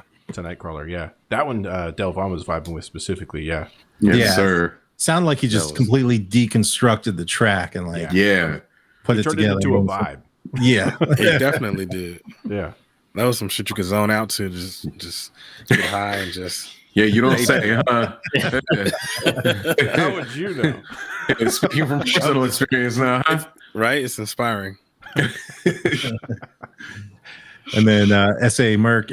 Yo. Fucking goddamn. Crazy. Yeah, and SA Merch is or Special Agent Merch, either way. I think this is like probably his 4th or 5th submission. That shit was good. And this is his best one yet. You never know. Fucking killed it. Yeah. And that's it, right? For that set. Yep. I don't want to call it. Yeah. Sorry. No, you guys. I just gotta head out. Actually, but I do want to say thank you guys again for having me. This has been incredible. Hey, we appreciate it, man. Tell everyone where we can get your stuff, and I know you got something coming out as well. So tell us all about that. Yes, sir. Yeah. So everyone can follow me at SectionToo on all platforms, and I do have a single coming out on called Friday. Honeydew or Honey Bun. Called Honey Bun. It's something that's not on my album. I think it's just something that people should hear from me. It's a little bit different from everything I've put out before. And honestly, I think moving forward, that's probably the best thing to expect from me. I'm never trying to do the same thing twice. I'm always trying to push the envelope, try new things. So that's what we're getting into on Friday. So. Nice. Awesome. We appreciate you coming out, man. Thank you guys so much, man. You guys have a night. All right, you take care, man. You gave him the balloons. Yeah, you gave fucking balloons, man. Balloons are just for us. We talked about it. I stepped out. My bad. Do the rock out. How do we do it again? How do we do it? This way. God damn it. I don't know. Like that. No. There you go. There you go. Oh shit. Well, we finally got rid of that guy, didn't we? Was it something he said? No. Oh shit. No. Shout out to SectionToo. Thanks for joining us. That was awesome. Check out his music. That guy can sing. He can sing his ass off. So, he got some real dope shit. We should do something where somebody. Where we all sing. Where we all sing. Let's do it now. Delvon, when you sip that. What was that? Can we talk about it? It's very loud. Yeah. I just want to talk about it. I thought it was ice cream, but then he was not. You drinking a shake right now? No, it's coffee. I just like my shit light skin like myself. Like if the coffee looks like me, then I'm doing good. That's what I like. But there was like foam and shit, no? That's because it was fancy. Was it like a frappuccino? What did you order? I don't know how to order Starbucks. I still don't know how. But it was like one of those white girl ass ones. But I love it. They all are. And you just order the pictures? I just find a random white woman and have her order for me. I just say like, "Hey, can you get me the sweetest shit that's here?" And she just kind of go, "Stop, police!" Oh. Yeah. So you order your coffee like you order your drinks at the bar. With your sex on the beach. All right, time real quick. So, goddamn Gene Flow, shout out to this man. I don't even remember how it happened. But we ended up going up to the bar, and the funniest shit ever happened. There was two dudes that were sitting next to each other in the corner, and there was like one opening, and you had to order from the opening. So we go up, and I was like, man, I don't know what the fuck I want. Like, I just want the bitchiest bitch drink they could get. So I tell him that. Walks up, talks to the lady, And he's like, yeah, he wants sex on the beach. And the dude that was on the corner fucking turned slowly and looked at me like out the corner of his eye, and then immediately like turned back and nudged his man. Me too. Yeah, so I drink that shit and it was amazing. And then I get back up and fucking Gene is like, yo, I'm gonna get another drink too. So he goes, ma'am, we need more sex over here. And fucking dude looks over at me and him even slower this time and cuts his eyes sharper. Yo, it was fucking hilarious. The lady was like, yeah, I've heard that a few times. It was just some funny shit. That dude is fucking hilarious, by the way. Yeah, Gene's a great guy, man. Shout out to Gene. And shout out to Sex on the Beach. So that's the name of his next album. Was that all the beats from that section? Yeah, that was all. Yeah. I'm trying not to call them beat blocks because that's Gene's shit. That's thing, the beat block. Yeah. It's Gene's thing. The beat. Hey, we know him now. Like we've talked to him for more than 5 minutes, so we could rip his shit off and just keep moving. Like it ain't no big deal now. No, we don't want to do that because I know how that feels. You know what I'm saying? Oh, motherfucking shots fired. Shots fired. What are you gonna do? Fight me? All right. Go ahead and brag about being a black belt. There's no belts. Oh, here we fucking go. They get stripes like they take a Here goes ants.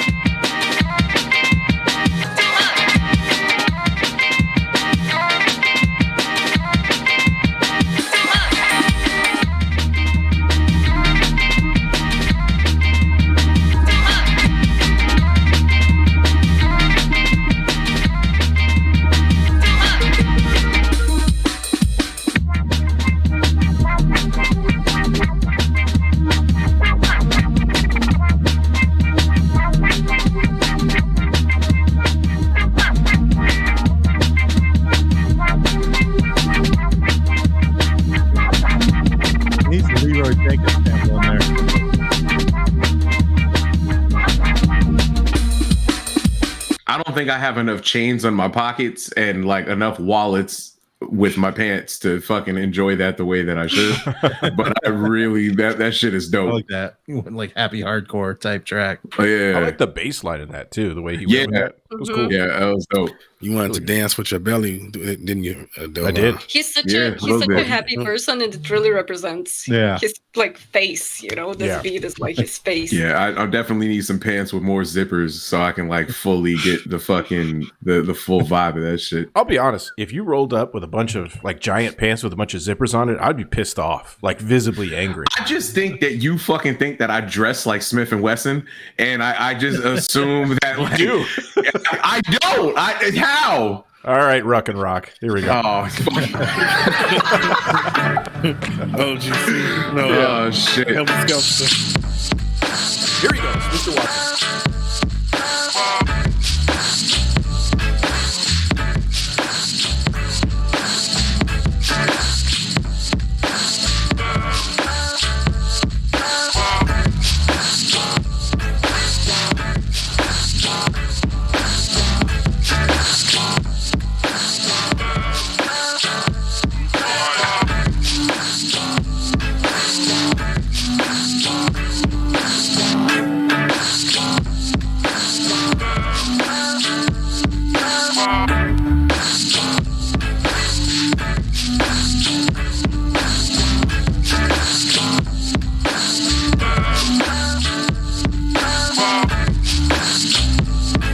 Good.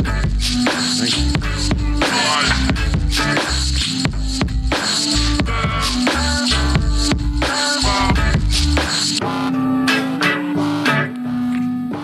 Oh yeah, man, you did it. You made it happen. You did it. Vargas.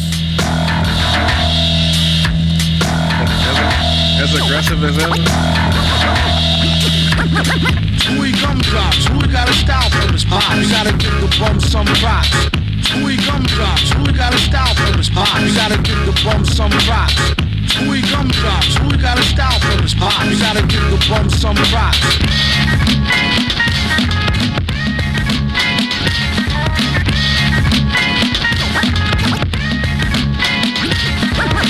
Chewy gumdrops, Chewy got a style for this pop. You gotta give the bum some props.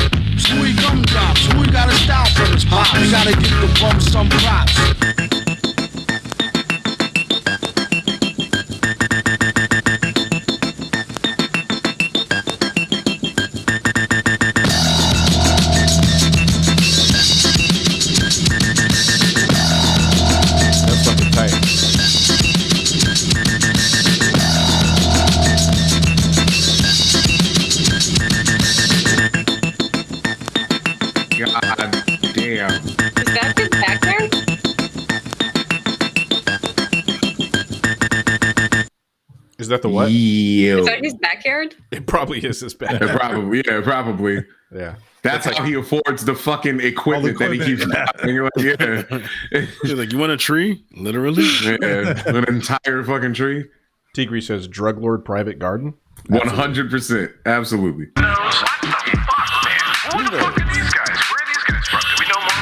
First 2 albums platinum, guess I gotta do a repeat. The worst that could happen is I make another free me. Now I'ma take my time and pick this shit apart, delicate. We know that I'm the subject, this moment is the predicate. Life is just a magazine clip, about to make a real transition from a pic. I hear them second guessing, hope you know that shit whack. I'm so nice when niggas see me, they take that shit back. I would never waste my words on some shit that I don't like. A whole lot of bark, but I promise they won't bite. I make what I feel, so I'ma be alright. We all get to shine if you slice up the pie, right?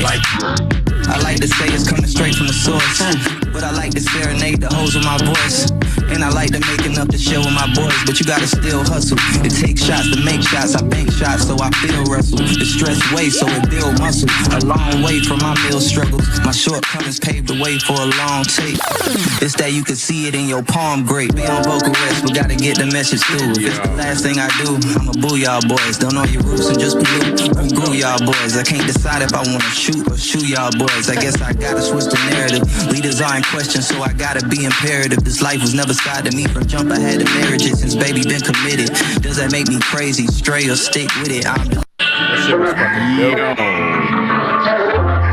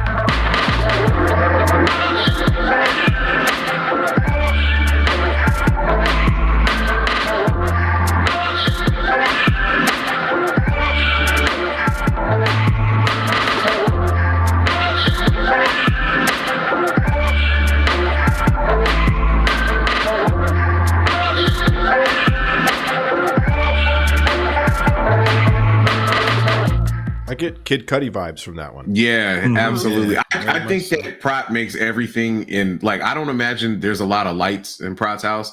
I imagine like all the lamps, like the fucking bulbs are blown out, so it's just really dark in his crib, and just a couple lamps. And everything is just like a slow-mo pan. Like every time he does anything on the floorboard, that's the only place. It doesn't even matter because they don't work. Like I just imagine, like everything from him is it's like the blue light that's off of like monitors and shit that you're not supposed to stare at. Like that's the only thing that illuminates where he's at. Just whatever he's working on, the computer. That's and it's it. A whole like control panel though. Yeah, like he's got knobs and shit that we don't know about, that no one knows what it does and all that. And like even Al looks stressed out right now. I don't know what's going on. I'm loading beats. Oh, okay. Yeah. But yeah, I was scared as you told that story. It welled up inside of me, the fear and the anxiety of his dark, dank, scary torture dungeon is what it sounds like you were describing. Really, yeah. I don't like how you said welled up inside of you and then went on to the torture dungeon. You just got very graphic with and then there you go. See, this is why we're nervous around you, and it doesn't help that you just never know what's going to happen.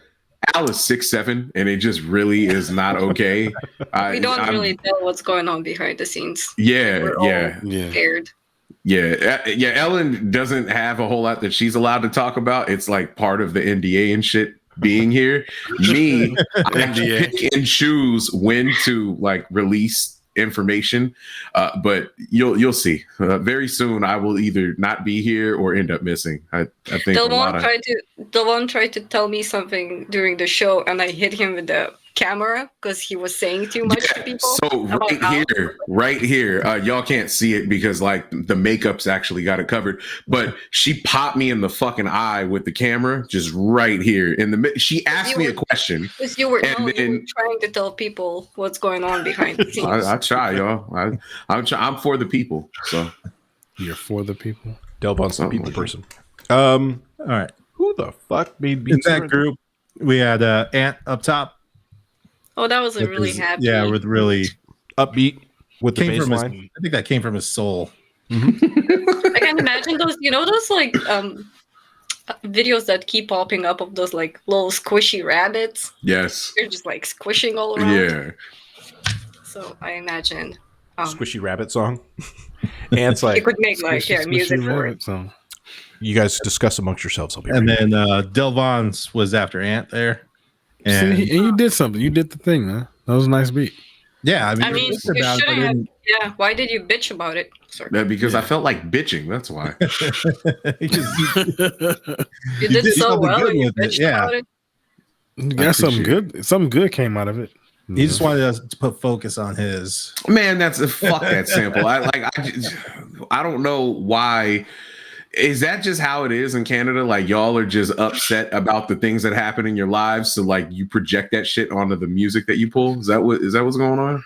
Yeah, they're like, I'm so happy. I just want to spread happiness. No, then you're not spreading happiness. You spread negativity with the shit that you grabbed. Why did you do that? What? You should come visit and then. I don't want to now. I wanted to. No, I wanted to before that happened, and then he fucking pulled the sample, and now I don't ever want to go there. I'll introduce you to.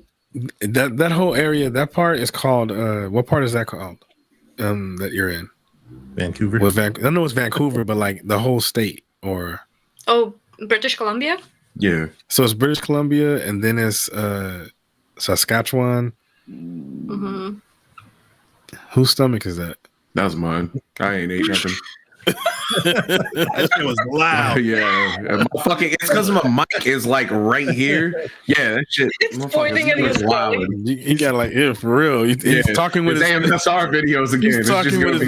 He's talking with his belly button. How do you hold those people that do that? You know, where they talk with their belly? Oh, that shit is crazy. Yeah, no. That's awful. Yeah.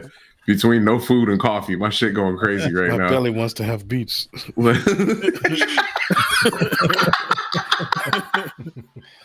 Oh shit! Delvon's belly is a part of the show now. Yes, sir. Then we had Vargas in the middle there. You know, with that wild ass. I'm still, and he's gonna tell me to shut the fuck up whenever I say this, I'm sure. But I really like Vargas's beats. I just don't like the distortion. Man, that's personal. That's Vargas. Man, Vargas could do whatever he wants. He has more money than you. He has more equipment than you. He could just do whatever he wants. He has an acre of. He's got an acre of weed.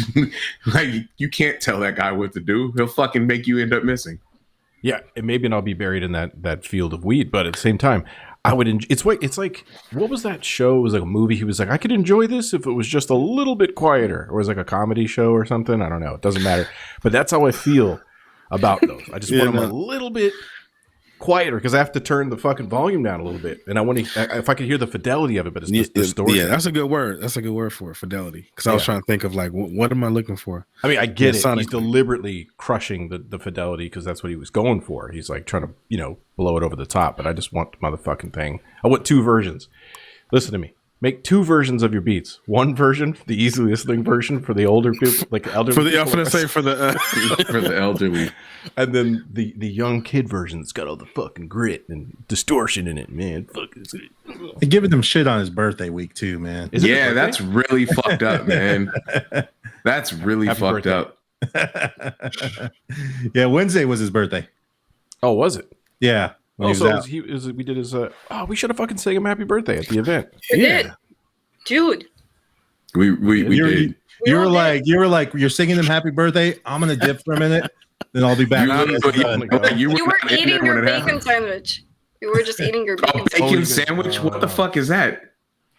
I don't know. Was it bacon? That's the most American shit ever. I'm just imagining like 8 strips of bacon just folded amongst itself and just like butter bread, and it's just that thick ass bread, and that's just what you ate. If you check the Twitch video that we took, the video starts with Al blocking the camera, just eating the sandwich for like 5 minutes. That's funny. I gotta eat. You know what I'm saying? Then we had Blue Noses after Vargas. Really good. Fucking dope. Yeah, that shit was tight. Gosh, shut up. Go away. What happened? Are you talking to the voices in your head again? Nah, my laptop's bitching about being dead.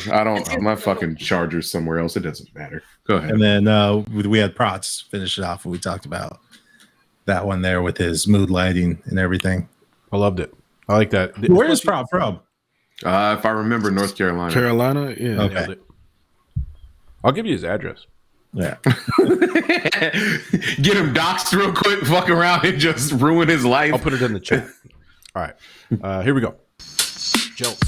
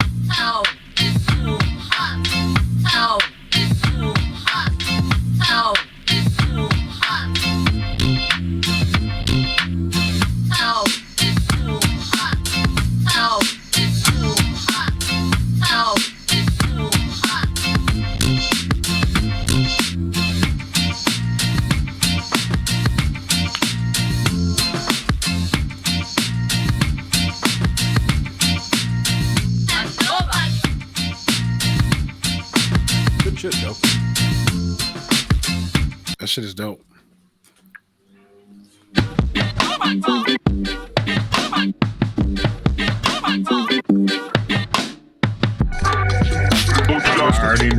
I already knew.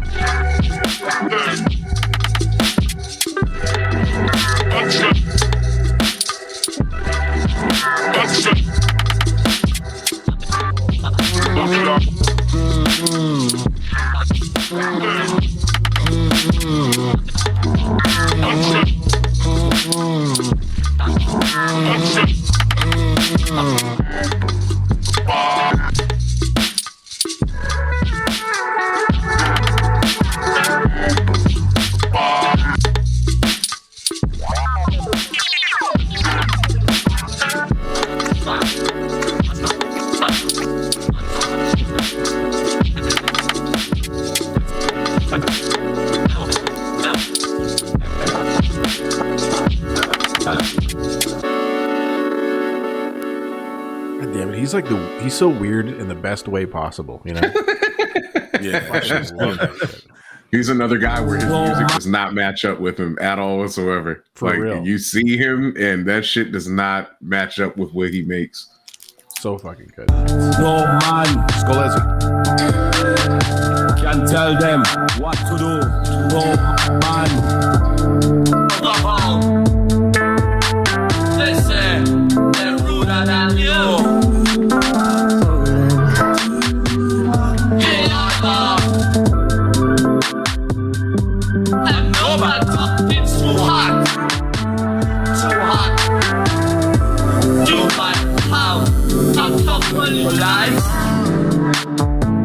Choose your very outside. Take insurance, make up your will. Come out and tell them, find them.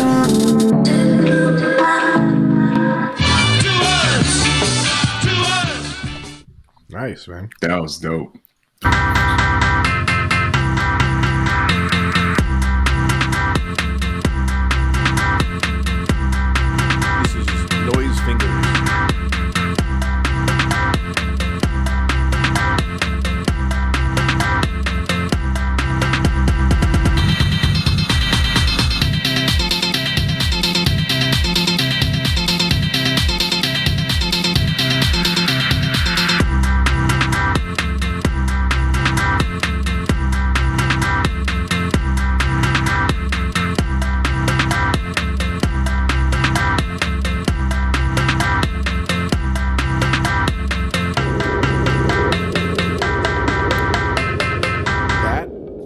100% what goes on in Bree's head when he's really high.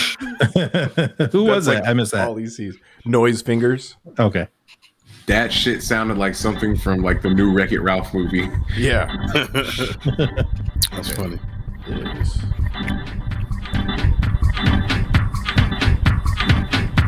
Keeping my eye on this because I'm like, is this appropriate?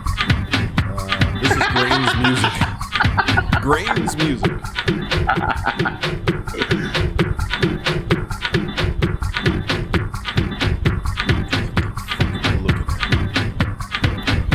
Pasta?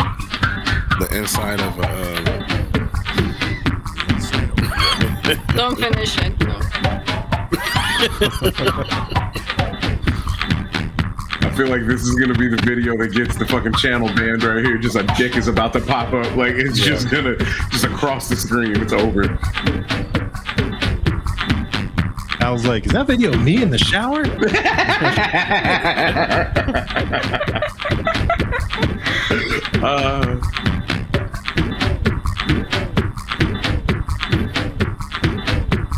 Gives me anxiety.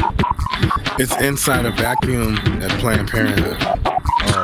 Yo, that was dark. Oh my god. All right, we'll see you guys. Holy shit, that was a dark joke. That was amazing. So, what do you guys think of Jeltz's track? Hey, real quick, I got to say, in all seriousness, about Jeltz.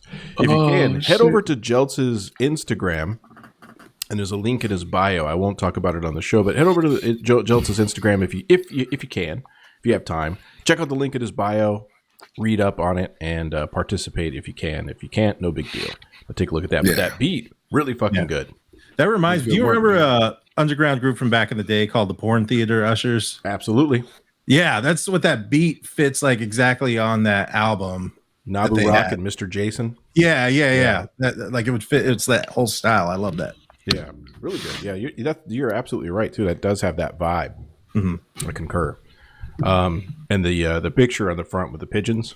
Yeah, I think that's what the voices in Delvon's head look like. Like how everyone's projecting their fucking angry pigeons. Delvon, he sits there and he's like, "Why don't you shut the hell up? You know I'm trying to do a show right now.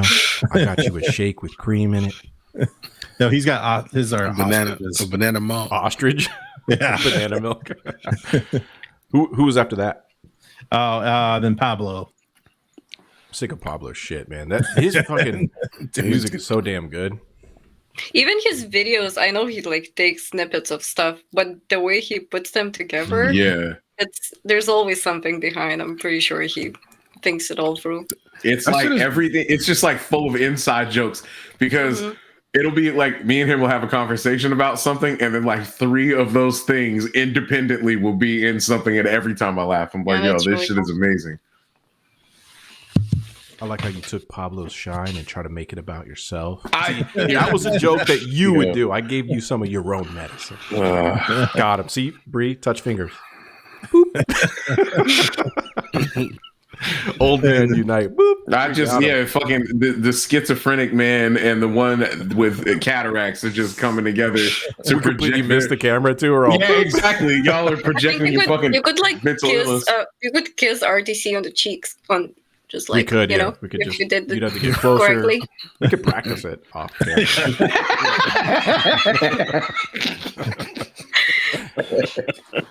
We can do anything. That's how we're going to start the next show? Yeah. This way. Welcome to another exciting edition. So who was after? Yeah. The Noise Fingers. Noise Fingers. In that one, what'd you guys think of that one?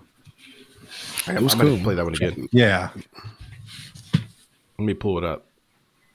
Just give me a half an hour. That's right.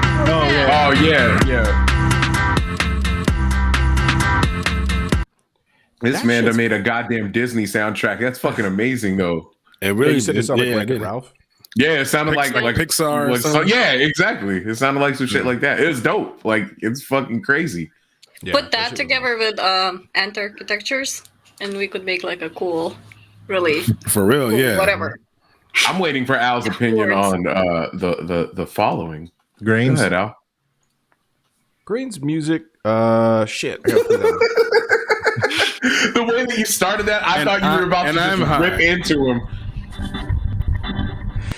Yeah, that's the. Here we go. Deep breath, Al. Let's go. Come on now. No, it was just heavily filtered. It was nuts, but like I was just worried about the video aspect. I'm like, damn. And then so many thoughts ran through my head with the video. I'm like, if somebody were to do some weird shit, like put some bullshit in the video, and then we would have to like watch everyone very carefully. But then that's kind of the reason why you also need to put it through the social media channel. So that's where my brain was going through, to make sure there's no like inappropriate shit in there. But what if they made one for the Instagram and then submitted one that has some inappropriate shit? And then how bad would we have to blacklist and embarrass the person that were to try to put like a dick in their video or something like that? Like, is this not like what mental illness is? Like where you just built up a bunch of extra shit that had nothing to do with what was going on? Well, that's what goes on in this whole noggin here. See, it's a lot.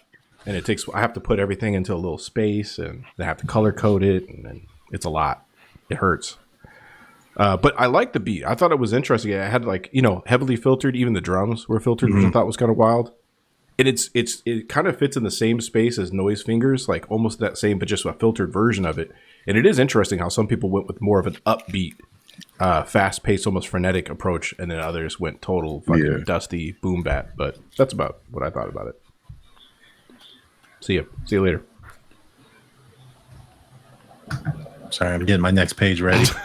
I was trying to figure out what the fucking noise was in the background. Is there noise in the background? But yeah, I randomly heard a bunch of noise in the background.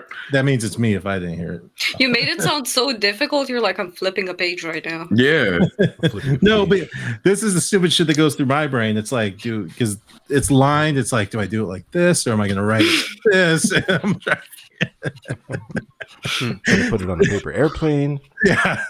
It's no, like, this is gonna be us in 10 years. 100%. This is, I'm not looking forward to it. This is the exciting shit in my life. This is why y'all gotta take fucking supplements, and fucking Bree over there just sketching random shit that makes no sense at all.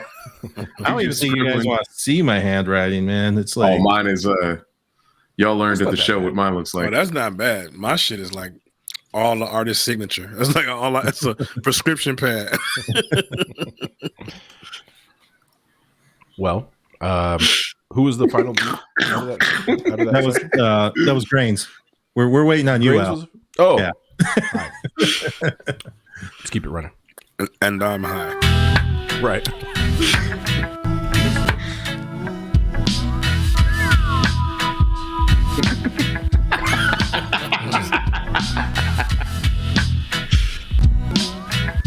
This is Studio Canon, by the way. That's nice. One more.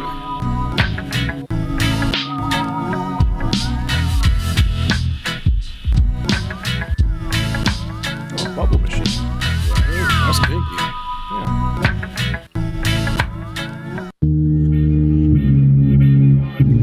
DYS. This is Disfunk.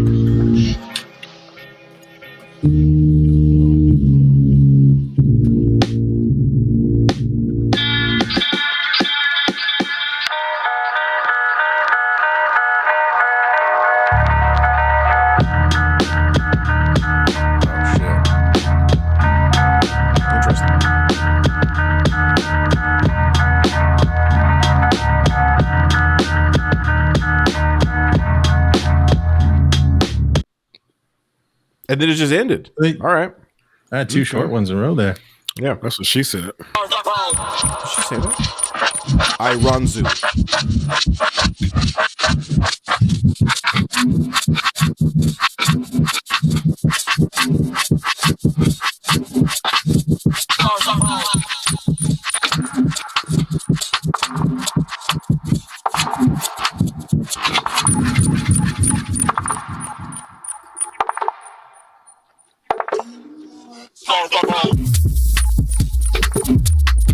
Oh, that's cool as hell. Okay.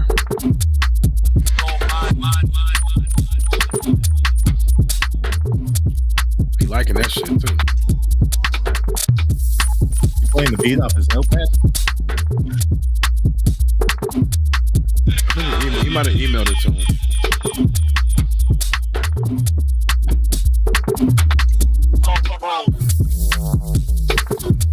Pretty good though.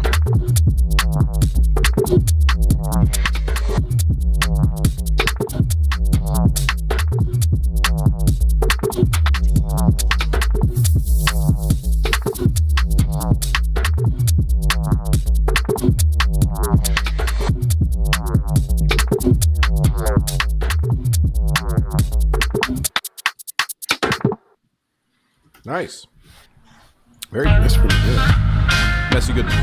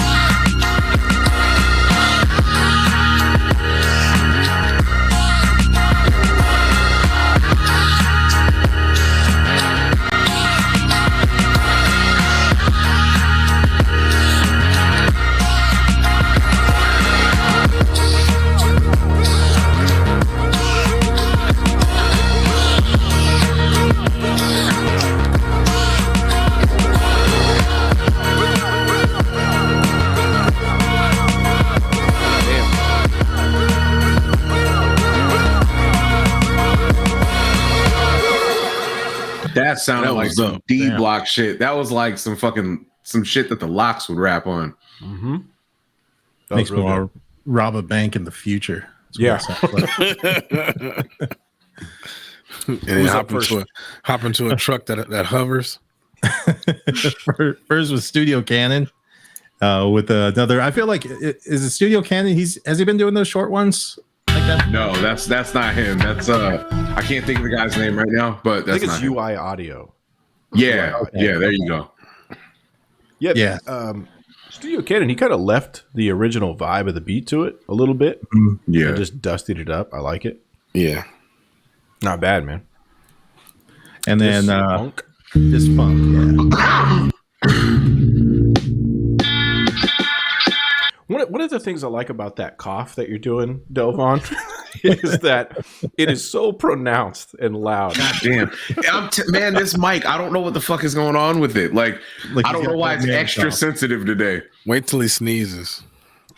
That'll really put it over the top. It's fucking going to Arizona and getting adjusted to that bullshit and how windy it was, and then fucking coming back here to Arizona too. The second desert. Yeah. Fucking allergies are just kicking my ass. We have our doing and the one coughing. I'm still dying and shit. Breeze munching on something as well. I love taffy. Eating taffy? This funk was tight. I like that one. Yeah. I think it's interesting. Again, it's like a lot of people pushed it towards, I think, one of two different directions, and that's another one of the ones that kind of went into like your standard hip hop approach, kind of like making it a little bit of a dusty, dirty vibe. Liked it. And then I run to this one really picked up towards the end. Yeah. Really like where you ended up going with that one. It's super abstract. The only thing I didn't like, there you go. I saw that. Good. Yes.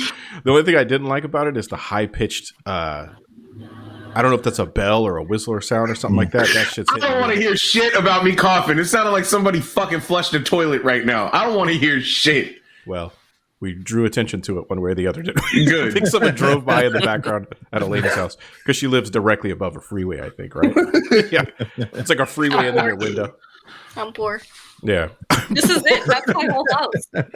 That's the whole house. There's nothing more. Doing it's like not even one of those cardboard. Yeah, the whole way through. She lives in the future. It's just a really nice Amazon box. That's all it is. Like,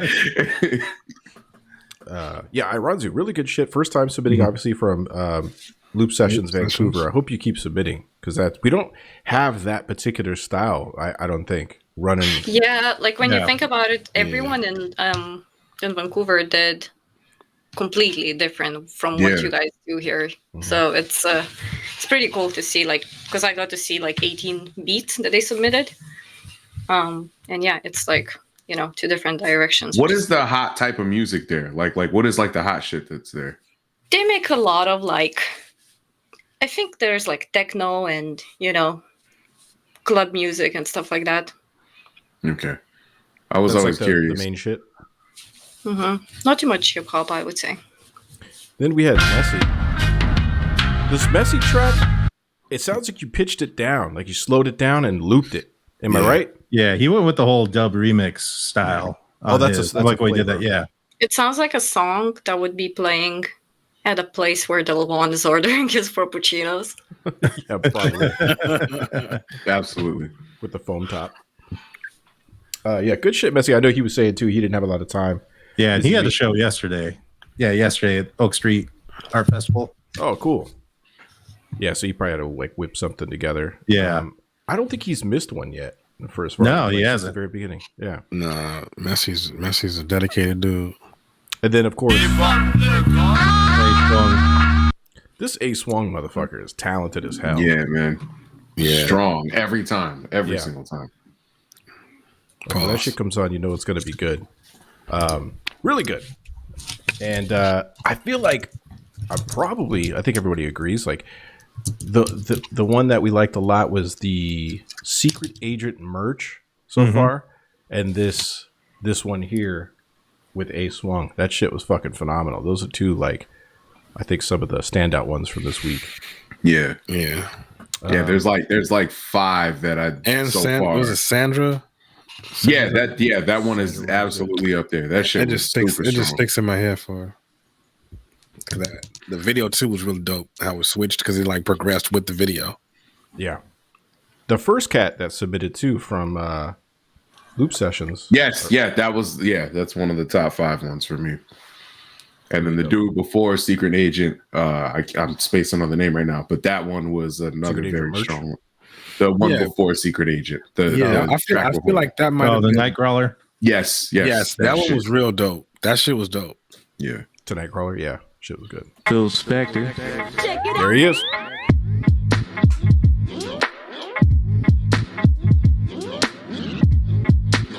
That's real Eric Sermon right there with that little guitar. Yeah.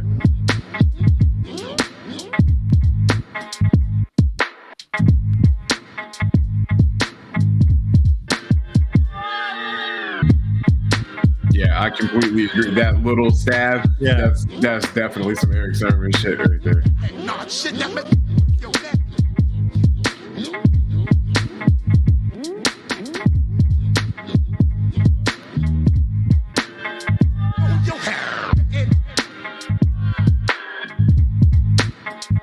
I could also hear like fucking Keith Murray and Redman on some shit like this. Have you guys seen video of Keith Murray? Yeah, did you see the dancing shit? I saw it earlier today. No. It's no other than Funk Soul. Oh, Jesus Christ.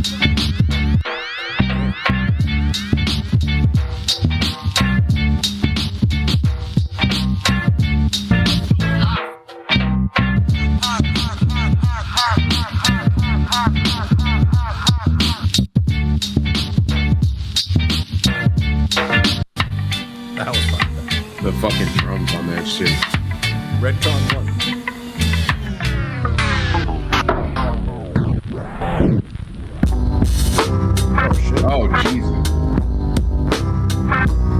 Goddamn.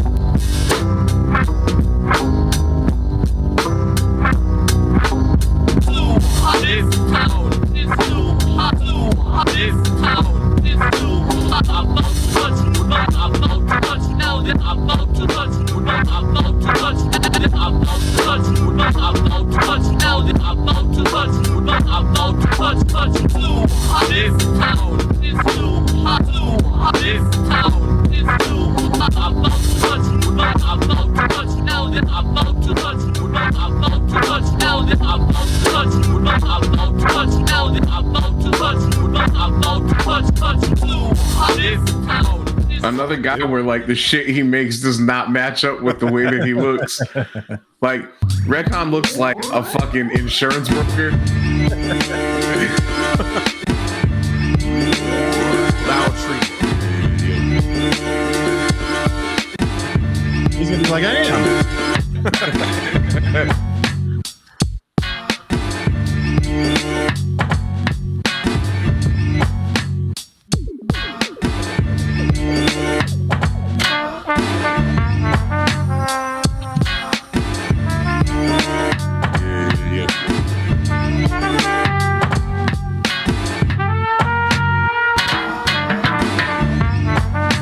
Loud Tree J. Yeah. I like this. Yeah.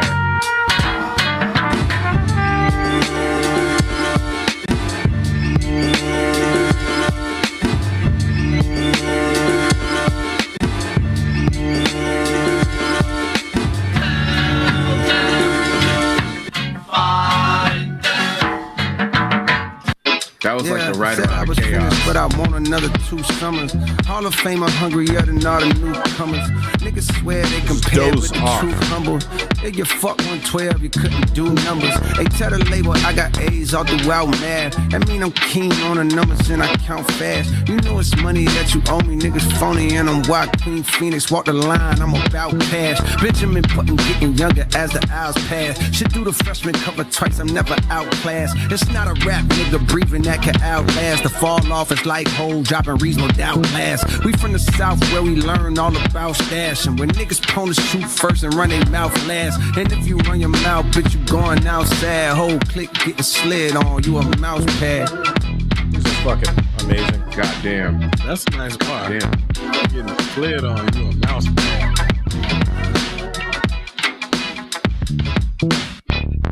Damn, dude. Goddamn. Even the way it ended. Oh, with the fucking bass notes, man. Goddamn. Who was that? Shit. That was Doze Off. Yeah, man. Really fucking. Goddamn. So, what do you guys think of that set? Beat set. Really fucking solid. That was pretty strong. That was a good set right there. Filth at the top. Phil Spector. Was it a little too quiet? Yeah, that shit was definitely low.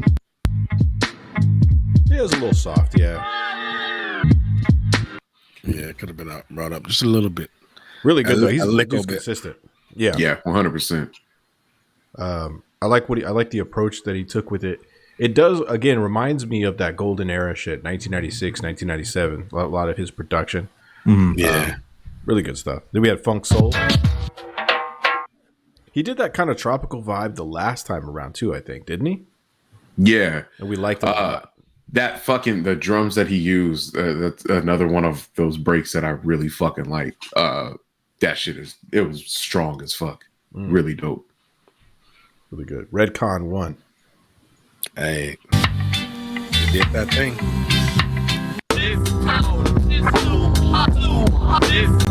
Yeah, I like how he chopped up all the vocals in there. Yeah. And did something with those. Yeah, he just makes dark with that shit. Yeah, it's like grimy shit, but then like he will tell you about how your interest rate is about to get lowered. Like it's just it's fucking crazy.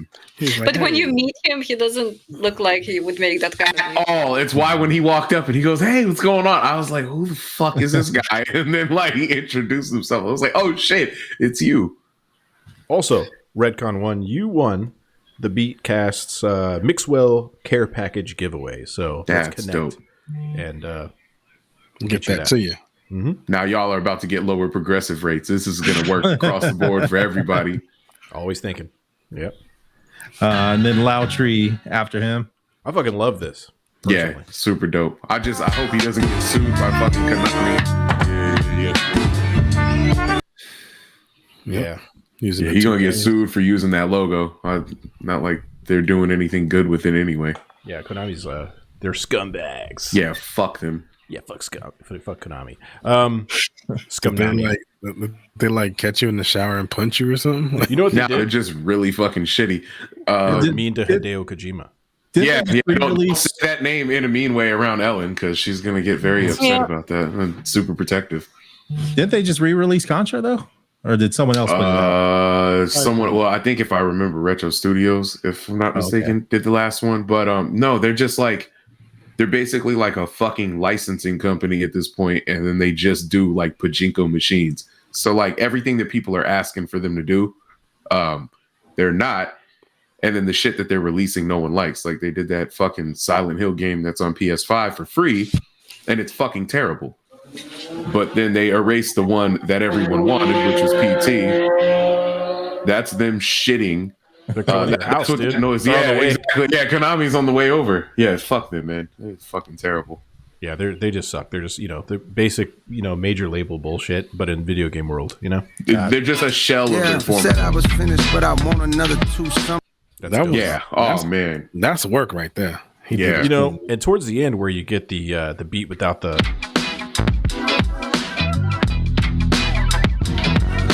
fucking like funky. That's like right up there with A Swung and SA Merch. Yes, Special Agent Merch. Yeah, those were some of the highlights, man. This shit was fucking phenomenal. Well, what do you guys think? That is all the beats for this week. I think Dalwan was being too bitchy about this, harsh. Yeah, you were burnt toast today. Oh, that's cool. You're a wet blanket. Shouldn't you be more awake to have an opinion? Like, shouldn't we start there? I don't know. I think he screwed it up a bit. just this much. Yeah, it was cool. But still, whoever did that, I hope that you have the most inconvenient day. And I hope that when you go shopping, a paperclip. Are we missing someone? I see him. I see him in there. Let me see if you submitted it to the folder. Hey, right after we get done listening to Delvon cough. Hey, the oh shit, that's gonna be. I'll edit that out. The sample for this tonight won't be going up. So no sample tonight. We're taking a break for the holiday. Because of Breeze joke, we're done for. Yep, because of Breeze. We're canceled. Yeah. Oh, and ESG submitted late as fuck. Let me see. Let me download that. Yeah, so we are taking a break because of the holiday that's coming up, and then, so what'll happen is like this. It's just going to move 1 week ahead, but. You can find all the dates on our website at thebeatcast.com, so there's no confusion there. I don't see your beat in here, brother. I don't think you submitted it to the website. You probably posted it on your Instagram, but not to the website, because I don't see Brookdale Bangers in here anywhere. Yeah, I don't have it. EXG, I guess, though, submitted. Yeah, I put mine in there. You didn't play it. Shut up. Let me see if I can get EXG in real quick. But all right, well, while he does that, I'm gonna bitch about the sample more. So next time, can we make sure that we pull something that okay, there we go. I'll stop.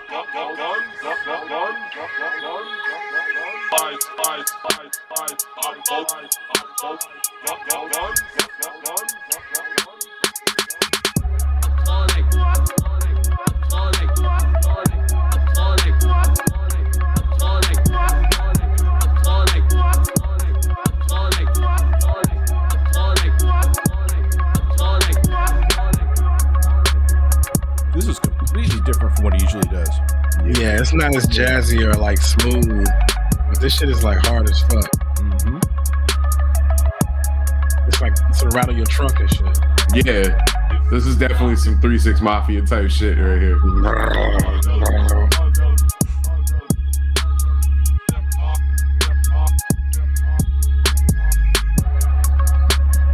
Some Brother Lynch Hung murder music. Yeah, 100%. That shit was tight, man. Really cool.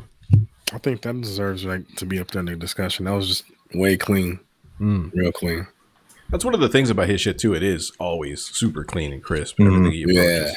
Yeah, exactly. We started off that last playlist on Spotify with one of his tracks. You know, it has that perfect cleansing palette.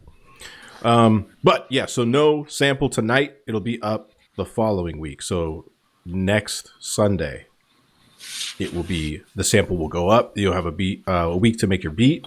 And then beat drop night will just be 1 week ahead. But again, all the dates will be on our website, and it'll be in that little README document inside of the sample folder. Anything else we need to talk about before we go? And then real quick, Brookdale Bangers, if you're able to get yours uploaded in the next day, I will make sure to get you in the recap, YouTube recap video that we do. Well, that's a good point, too. Check out our YouTube channel, youtube.com/the Beatcast, because you can find the recap video there that RTC puts together of all the submissions. All of your guys' beats are there. For every week, you can just listen to them all in a row. Some people tell me, I remember a million years ago, like on the, 4 years ago, they would use that sample list of, that playlist to just while they work out and shit. They go for a jog and they throw that on and listen to all the different takes. Yeah. I would do it when at work. I would just put it on the TV at work when I was working in the office. Oh shit! See, that's what right, because it's a real life soundtrack. Yeah, I do it when I edit. There you go. Yeah. So yeah, you always want to make sure your shit's in the folder. Do you do it when you complain, Delvon? Do you play that, or you just complain in silence? Some background music for your complaints. Yeah. You put it on, lights and candles. Can't wait to the next poll.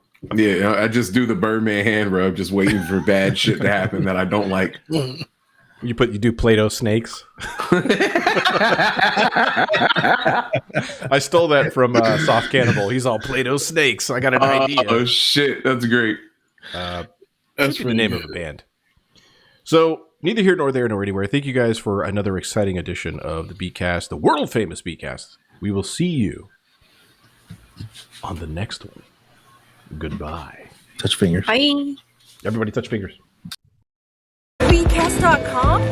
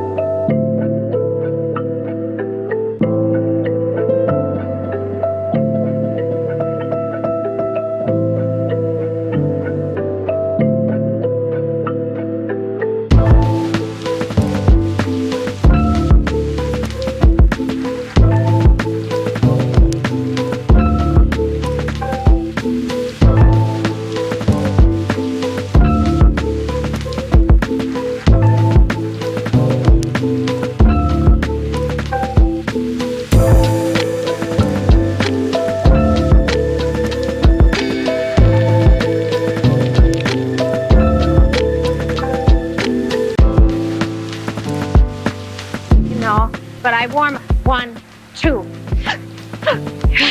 2, 1, 2. I even made up a song.